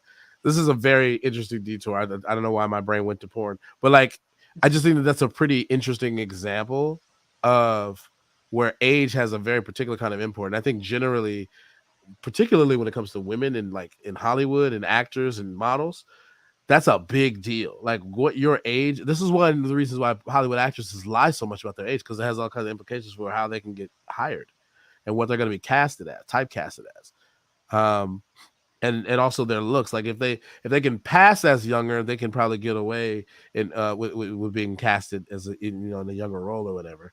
Um, but once they hit a certain age, it's like, yeah, you can't get certain gigs as a model or whatever anymore. And it's like it's really tough. It's really brutal. And so that reifies all of the pressure to undergo all kinds of body modifications and plastic surgeries to appear younger, so that you can make more money in that industry. Like it's actually a really big deal. And they've made all kinds of advancements with those kinds of procedures, and so like you can hardly tell that people have gotten work done or whatever. But I just think that like we have a very certain domains of our society cater to that kind of thing. And so I'm presenting that as an example of like the underlying social dynamics that would give rise to people feeling dysphoric about their age, I think can be demonstrated pretty easily, particularly in the industries that I just described. What do you think about that? Yeah, I think as long as you always have a foundation of reality to go back on, right? Because we want the language that we use to reflect reality, and we want our laws to work in the way that we intend them to. So as long as we always had chronological age as a as a fence post that we could always come back to, where we could say, sure, if you want to act like a 20-year-old, even though you're 40, and get work done and hope that people think you're a 20-year-old, more power to you. But if you if you want to have sex with children, then no, like that's, we're gonna resort to the fence post, the thing that is indisputable, the thing that is not a social construct. We are going to resort to that for when we make legal decisions. And the implications of that on gender is that, in theory, right, that we have biological sex as the fence post, as the things we can come back to, where we can say, okay, if you are a male, then that means this. If you're a female, that means that. And as long as you have good definitions of each one, you have complications like someone who's XY but has an SRY gene turned off, whatever, blah, blah, blah, that kind of stuff. There's nitty gritties there too. But in general, whatever. But you still run into issues with gender because it's like sometimes the intentions that you have are not necessarily based on biological sex, right? Sometimes they're based on other things. But then it gets all wrapped up together. Like, for example, and sorry, maybe we don't want to jump into an example. Do you want to pause for a second? Yeah, because I got a cough. Okay. Sorry. No. I was trying to hold that in because I couldn't find the mute button. But no, I actually didn't want you to pause your train of thought, though. Okay, I'll just keep going then. Yeah. So I joined my local YMCA with the intention of joining the racquetball league. And when I went to go sign up for the racquetball league today, it said, error, your gender is invalid. And I was like, what? So I went and I looked, and it read the details of the racquetball league, and it said it's a male only sport. And I was like, huh. Like, and I haven't even resolved this issue. I literally discovered this today.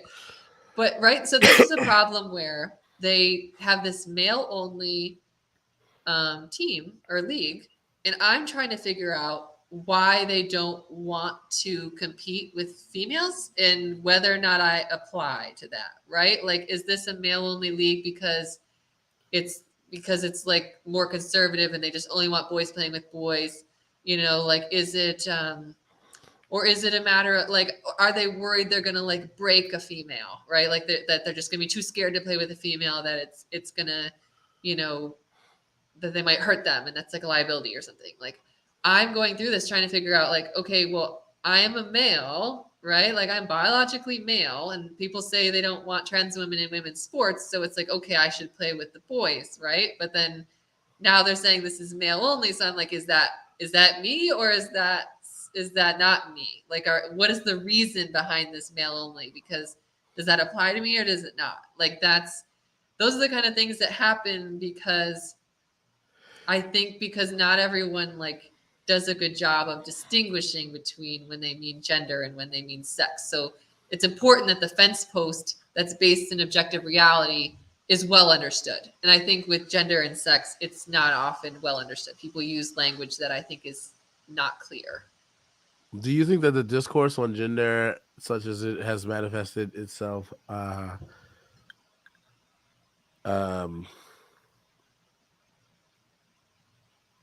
mostly by the trans activist types, contributes to that tendency to not be precise? Yeah, I think that. So what a perfect example of this is on the YMCA website, where I'm supposed to create my profile.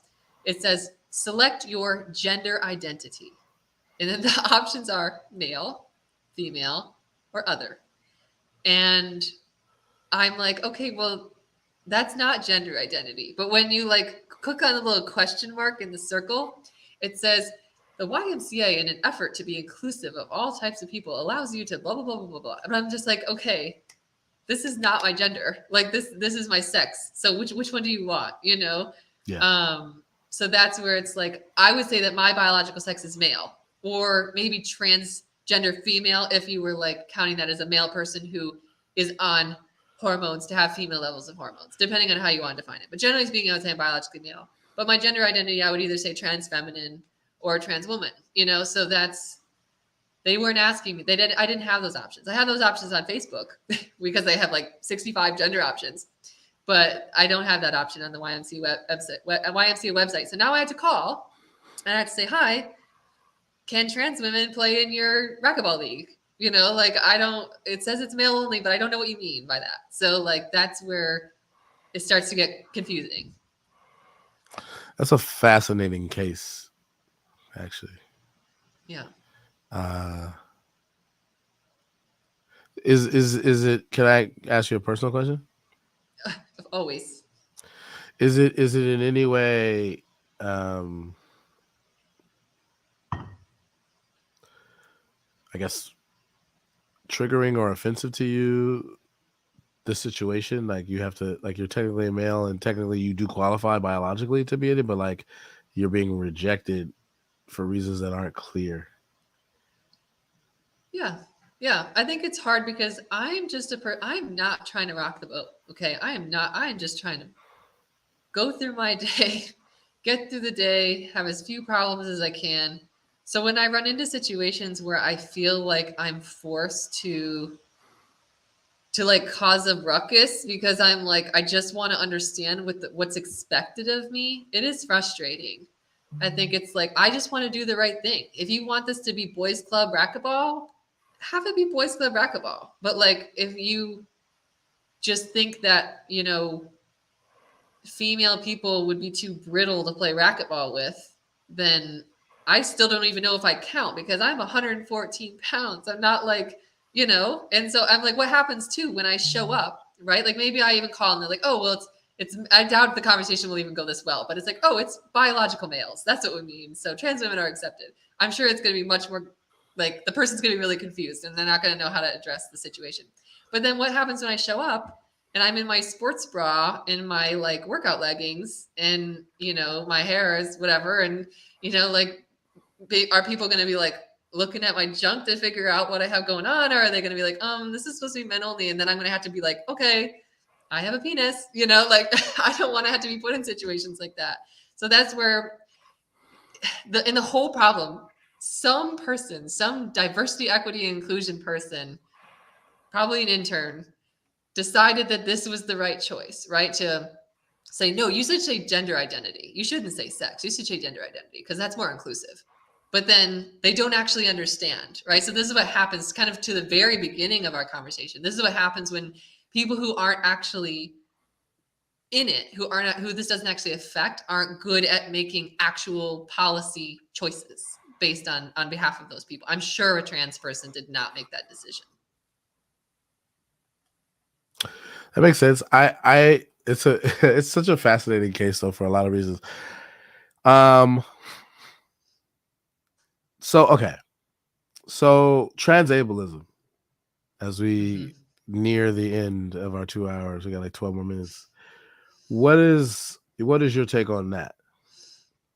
Transableism is fascinating to me because, unlike transracialism, it seems to have that actual, sincerely held belief component where you have people who claim that from a very young age, often, they had some sort of extreme rejection to a certain part of their body, but be a limb, to sight. I read this story about a woman who she would stare at the sun as a child. She would just stare at the sun because someone told her that if you stared at the sun, it would make you blind. And it happened to not make her blind.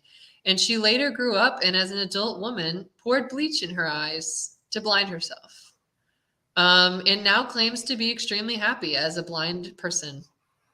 Like, it's fascinating. Even just from a psychological research, human perspective, it's fascinating. And to me, it has actual real similarities, in my opinion, more so than other trans identities, to transgenderism, where there's something clearly probably happening neurologically where maybe the brain of this woman is somehow connecting like her sight to an area of her brain, like to her amygdala or something, that's like causing her to associate sight with fear. And so she just has this desire, this wish to not see. And it's often described as dissociative bodily integrity disorder. So psychological, and that said, at one point transgenderism was referred to as something else, right? Gender dysphoria was referred to as something else that gave it a more of a disordery feel. But so that could change with transableism too, who knows? But like, you know, at the time, at the moment, the general idea is that somehow these people have a negative neurological association with a part of their body that makes their brain reject it. It is like, it is not part of their body. It is foreign. It is causing them extreme distress. And that cognitive dissonance of, this is not my arm, but it is my arm. It just cut it off, right? And like, this is where we get into this question of where at one point in time, people were sincerely asking, is sex reassignment surgery harm? Are we doing harm, especially at a time when it was a much riskier procedure than it is now? And the same question of, if I cut off this patient's arm because it's causing them distress completely psychologically, am I doing harm to the patient? And nowadays, there's more and more kinds of doctors who are going, look, these people are saying they're happier afterwards. And I don't know what to say about that, but if they're saying that they're actually, their lives, their quality of life is improving because of this surgery, I'm going to give it to them. So there's something that I've heard before called body dysmorphic disorder or body dysmorphia, and I'm wondering how that overlaps with what you're talking about right now. Like where someone like is, my size, but thinks that they're fat, is that kind of what you're getting at? I think that might be an example. It says it's a definition: body dysmorphic disorder or body dysmorphia is a mental health condition where a person spends a lot of their time worrying about flaws in their appearance. These flaws are often unnoticeable to others. People of any age can have BDD, but it's most common in teenagers and young adults. It affects both men and women. People have talked about transness as if it's just a particular kind of this. Mostly people right of center. And I'm wondering how this, if at all, overlaps with what you're talking about in terms of transableism. I think transableism is a little different because I think it's not just like, ugh, I hate my nose. I wish it was different. I wish it was smaller. It's like, no, my arm's existence causes me like extreme emotional distress. I think that maybe it's just a more extreme form of it. I would say like, I would maybe accept the concession that gender dysphoria can be a form of body dysmorphia. I think that when in the past I looked at my facial hair, I just hated it. I loathed it. I would be depressed, and then I would shave my face and I'd be like, oh, that's why I was depressed. So then like, I think there are similarities. I would accept that. I would concede that there are similarities between gender dysphoria and body dysmorphia. Okay. Yeah, transableism is interesting. I'm Yeah. seeing this like right wing sources. I'm trying to find. And what's interesting about it too is, generally speaking, one would say, well, it's their body, who cares? But similar to transgenderism, you start to run into issues societally, right? Now these people are on disability, right? So potentially. So it's like, should we as a society pay for this person's existence? Should it be covered by insurance? Like, should it, this person's potentially going to need a lot more, support. How does this affect the communities of people who actually do have this disability and have had this disability their whole lives? I grew up with a blind person who claimed that becoming blind was one of the best things that ever happened to them, and so I think it's a little, people would say it's ableist, to assume that someone is going to be inherently have the worst life ever because they don't have a certain ability. The ability to see is quintessential to existence. And so to remove one's ability to see is like to reject one's human experience. But then there are blind people who are like, yeah, being blind is awesome. Like it gives me a whole different perspective on the world, so it's hard to say. And I think that's where ultimately I fall on like, gosh, if you really do have a sincerely held belief that you were supposed to be blind and your life would be better blind, and you've worked that out with a therapist and made sure you understood where that was coming from, I guess go for it. You got one life, but if you want to live that life blind, I'm not going to stop you. I kind of want to watch this. This is like a, what you call it? I wonder if you can hear it though. Hold on, let me see. I can hear it. Okay, hold on. Back to the fact Ron said, so no matter how long I've been in the news business, I'm still shocked by certain things that I find out, we research, and then we dig into. We're talking about a pretty disturbing body disorder tonight. It involves people cutting off their perfectly good limbs to become disabled. Once again, let's repeat that. People who cut off their perfectly good limbs to become disabled. Yes, you heard that right. Some people really do that on purpose. One doctor had to be ordered by his hospital not to remove any more limbs surgically for those who feel like as if they are called transableism. Transableism is a term when they feel like they should be disabled, but they're actually not. We put an expert on the case tonight. Dr. Jasmine Boone, I am never surprised at what comes up next on social media, and did a little research, and this is more than just on social media. It's been an ongoing problem. It's just making a resurgence on social media. When you talk about people who are into transable or transableism, explain that exactly what it is. Yes, so this is also known as body integrity identity disorder in the mental health world. It is so rare that there is not a ton of research out there to give us a solid conclusion yet, but many are speculating it is very closely related to kind of body dysmorphia, also some obsessive compulsive tendencies. So essentially, psychologically, the person is seeing themselves as not having that limb or that second half of the leg anyway, and so they want to amputate it. And so that is essentially an otherwise perfectly good limb, a perfectly good leg, perfectly or healthy arm.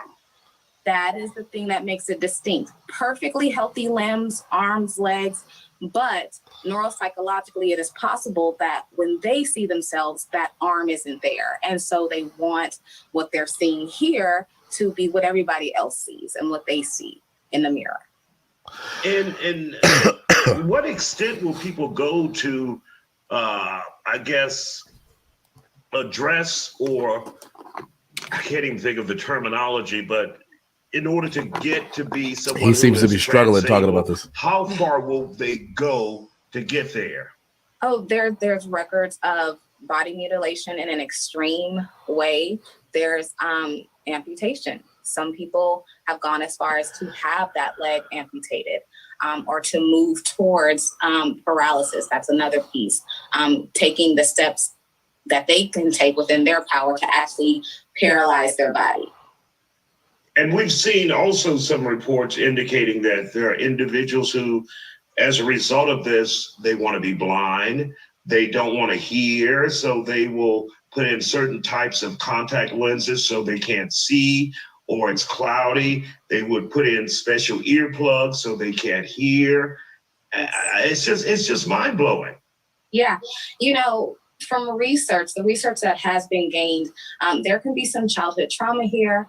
There could also be overexposure or over-identification with a loved one that had this disability. So maybe if your grandfather was blind or you had a grandmother who was missing a leg, there may be over-identification with that. So there's some things to help with it. But yes, you're right. People are getting contacts to blur their vision, all types of things of that nature. It's interesting. It's an interesting phenomenon. If you have a friend or family member who may be going through this, what can you do to get them help? Or do they need help? There were some authors and bloggers who said, well, if they want their legs amputated or arms, you should do it. I don't know if that's necessarily true, but if you think it's a psychological problem, how should you address that? I definitely wouldn't advise amputation until you've thoroughly looked into this. Again, the world of science and mental health, we're trying to figure out if this is a mental disorder or if that's not the case.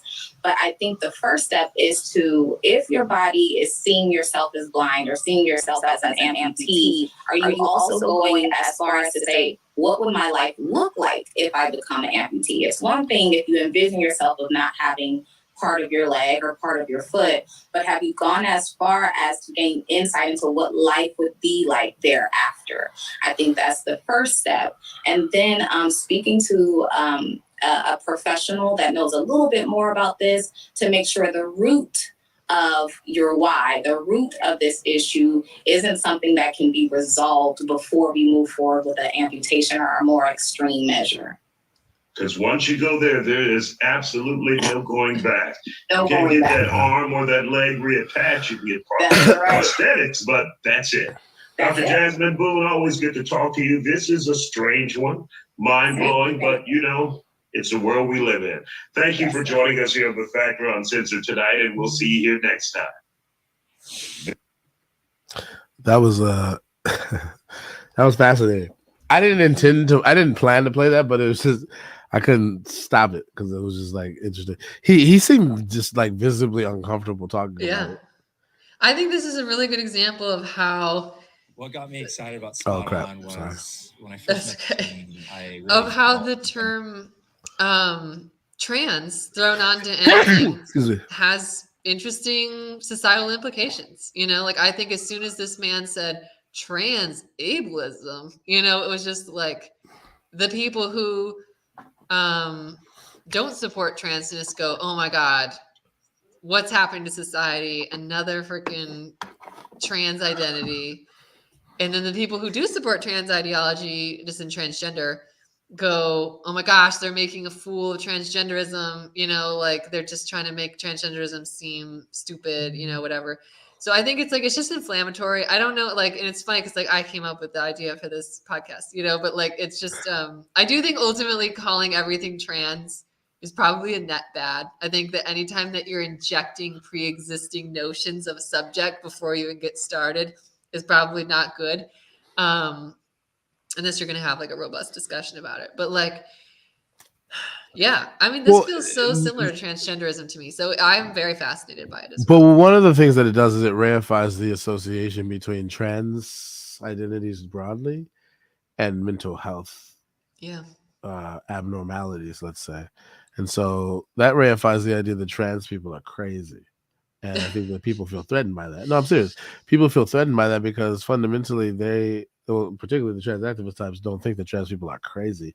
They think that they're experiencing gender dysphoria, but that the means by which to treat that involve transitioning, at least in many of the cases.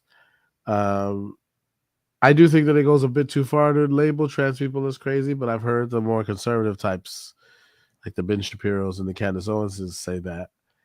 And it just seems really dismissive. Like I've heard Candace Owens say to the face of Blair White that Blair White is crazy. And Blair White actually took that in stride on Dave Rubin's podcast. And I was actually shocked by that. I was just like, oh, it just came off as mean and dismissive as fuck. And in many ways, I think Candace was echoing some of the things that Ben Shapiro would say. But it was just like, I don't know, that I've always felt like it's way too dismissive and extreme to say that all trans people are just crazy. There's a lot of trans people I know who are pretty sane in general. You know what I mean? Like they're not in the stereotypical sense crazy.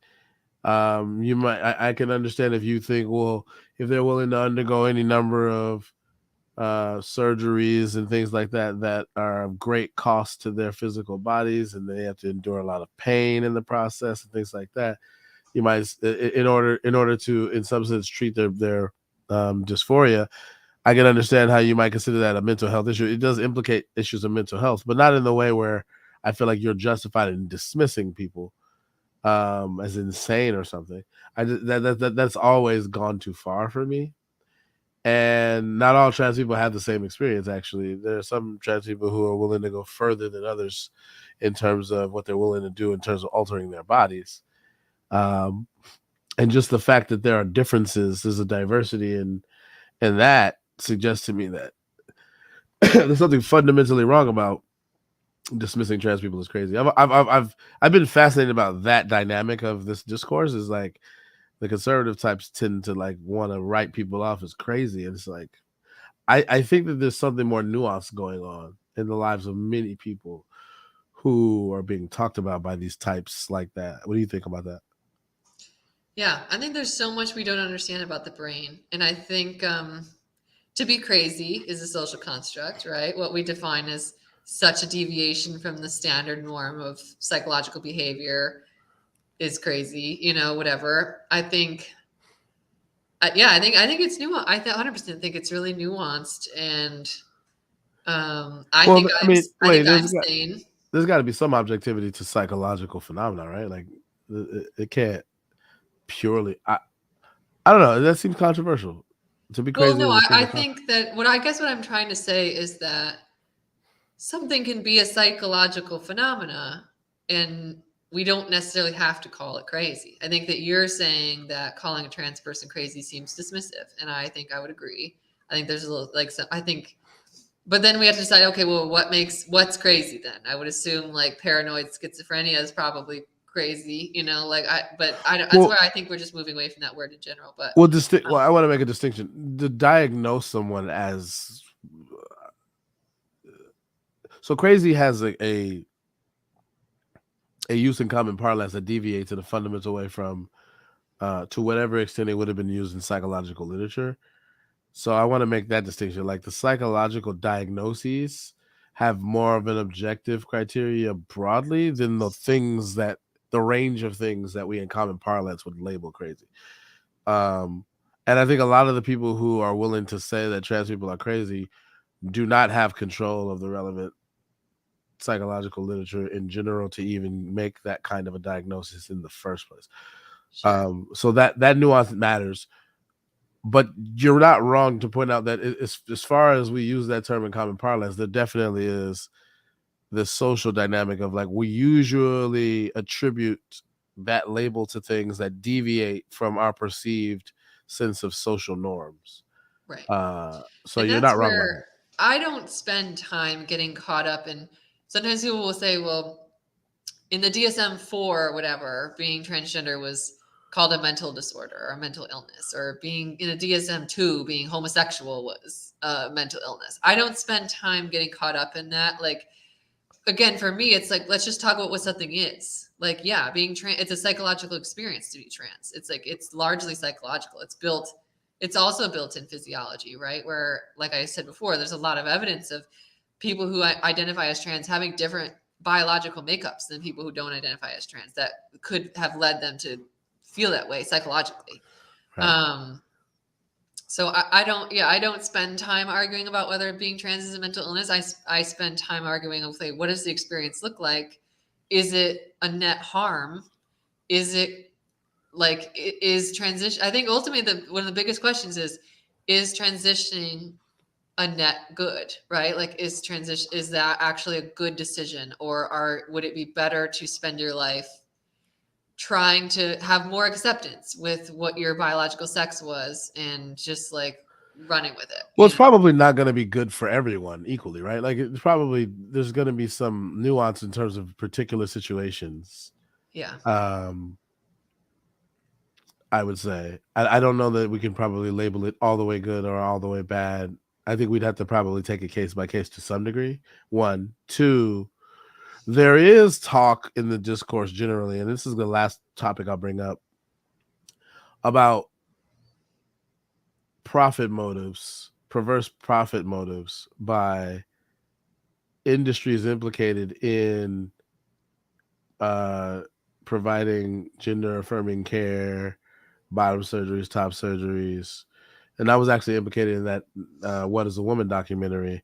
And so the narrative that was cultivated, for better or worse, maybe it's wrong, I will remain neutral on that, was basically that there's something insidious going on when you have an entire industry that is motivated by profit to convince people that they need to undergo any number of procedures that are extremely expensive and that they make money off of. And I've always wondered to what extent that that's true at all, because that's the kind of thing that can be exaggerated. But it might be implicated in this question of whether or not this is a net positive. If you have an industry that has perverse economic incentives to diagnose people in such a way as to basically promote them to get these kinds of procedures done because they make money off of it, it's a lot less about their mental well-being, it's more about the profit motive, then can it possibly, like, to what extent can something like that, if it to whatever extent is true, be a net good? Yeah, I think the profit motive complicates it for sure. I think ultimately, I would never say that being transgender or transitioning is right for everyone, that it's not with risks, right? I mean, one of the biggest things is, generally speaking, mostly hormones are reversible, right? But there's a good chance that you might never be able to have children biologically. And that's such a big choice, and something that I think is hard to make at certain parts of your life where it might not be important at one time and then important at another time. Yeah. I kind of had the benefit of knowing that I had limited fertility beforehand. So that made it a little easier for me, but I know that that's not an easy choice for everyone. So I just think that with each step, ultimately, you're evaluating cost benefit, and whether or not there's a profit motive, there's a motive for someone to offer access. I would say that there should exist an equal, a parallel push towards being careful, right? Like, if the access becomes increasingly easy because of profit motives, we ought to be increasingly careful about how we encourage or discourage people from getting access to those things. Like, I'm never going to be someone that's going to support 17-year-olds to be able to get hormones without talking to their parents. I'm just not. I'm sorry. I'm just like, you're never going to get me on board with that. Like, I think it's a big choice, and I think profit motives always make things more complicated, but I really think that people, you can't do anything but hope that people make the right decisions for themselves. I can't control capitalism. I can't control the fact that there's a market for gender stuff. So what can you do? Gender affirming care, right? Is that sure? Yeah, gender affirming care. I can't help that there's a market for it, and that's going to instill an inherent profit motive for. If you are a owner of a gender care facility, you are going to have an incentive to help to have people want to be trans. However, I will say this, that dentists have a motive for people to get cavities, and they still tell you to brush your teeth. So I do think there's still room for there to be a profit incentive, and still have, especially people in the healthcare field, trying to encourage people to make good choices for their health. Fair point. Okay, so to wrap up here, I got two questions that I usually ask people. On a scale of 1 to 10, 10 being the awesomest time you've ever had, and 1 being this is terrible, how much of a good time did you have being a guest on my podcast? I'm gonna go with an 8. It was very fun. Okay. And then my last question is, on a scale of 1 to 10, 10 being very likely, 1 being not likely at all, how likely are you to come back on the podcast and be a guest? I would say a 10. I would love to come back. Dope. It's been over 2 hours. We've been at it, and I've been struggling, but I made it through. And I'm proud of you. I'm happy that I made it through, because this was gonna happen, and we got into a lot of stuff too. So I appreciate that. Yeah, I really appreciate you sticking it out, and because this was like the only day that really worked for me for a while. So it's glad to be able to chat with you. Yeah. All right. Hang out in the back, and then I'm gonna wrap up here, and then I'm gonna tell you some stuff afterwards. Okay, sounds good. Thanks so much, Jason. All right. All right, ladies and gentlemen, that has been yet another episode of the Black Muse Podcast. I'm your host, Jason Muse, aka the Black Muse. I was struggling, but I made it through. I'm glad, and that was like a really riveting conversation. I had a lot of things on my mind about kind of discourse on various trans identities. Very appreciative to my guest River for sticking it out with me and humoring all of the questions that I gave, and really being a trooper in terms of just enabling the discussion to happen. Because a lot of those questions, I guess, would be labeled transphobic or whatever. And I think that there's some benefit in actually allowing those questions and having a little bit of a thick skin to whatever extent I was guilty of being tone deaf or anything like that. It's also a struggle to talk for 2 hours when you're sick, but yeah, that was awesome. And until next time, peace.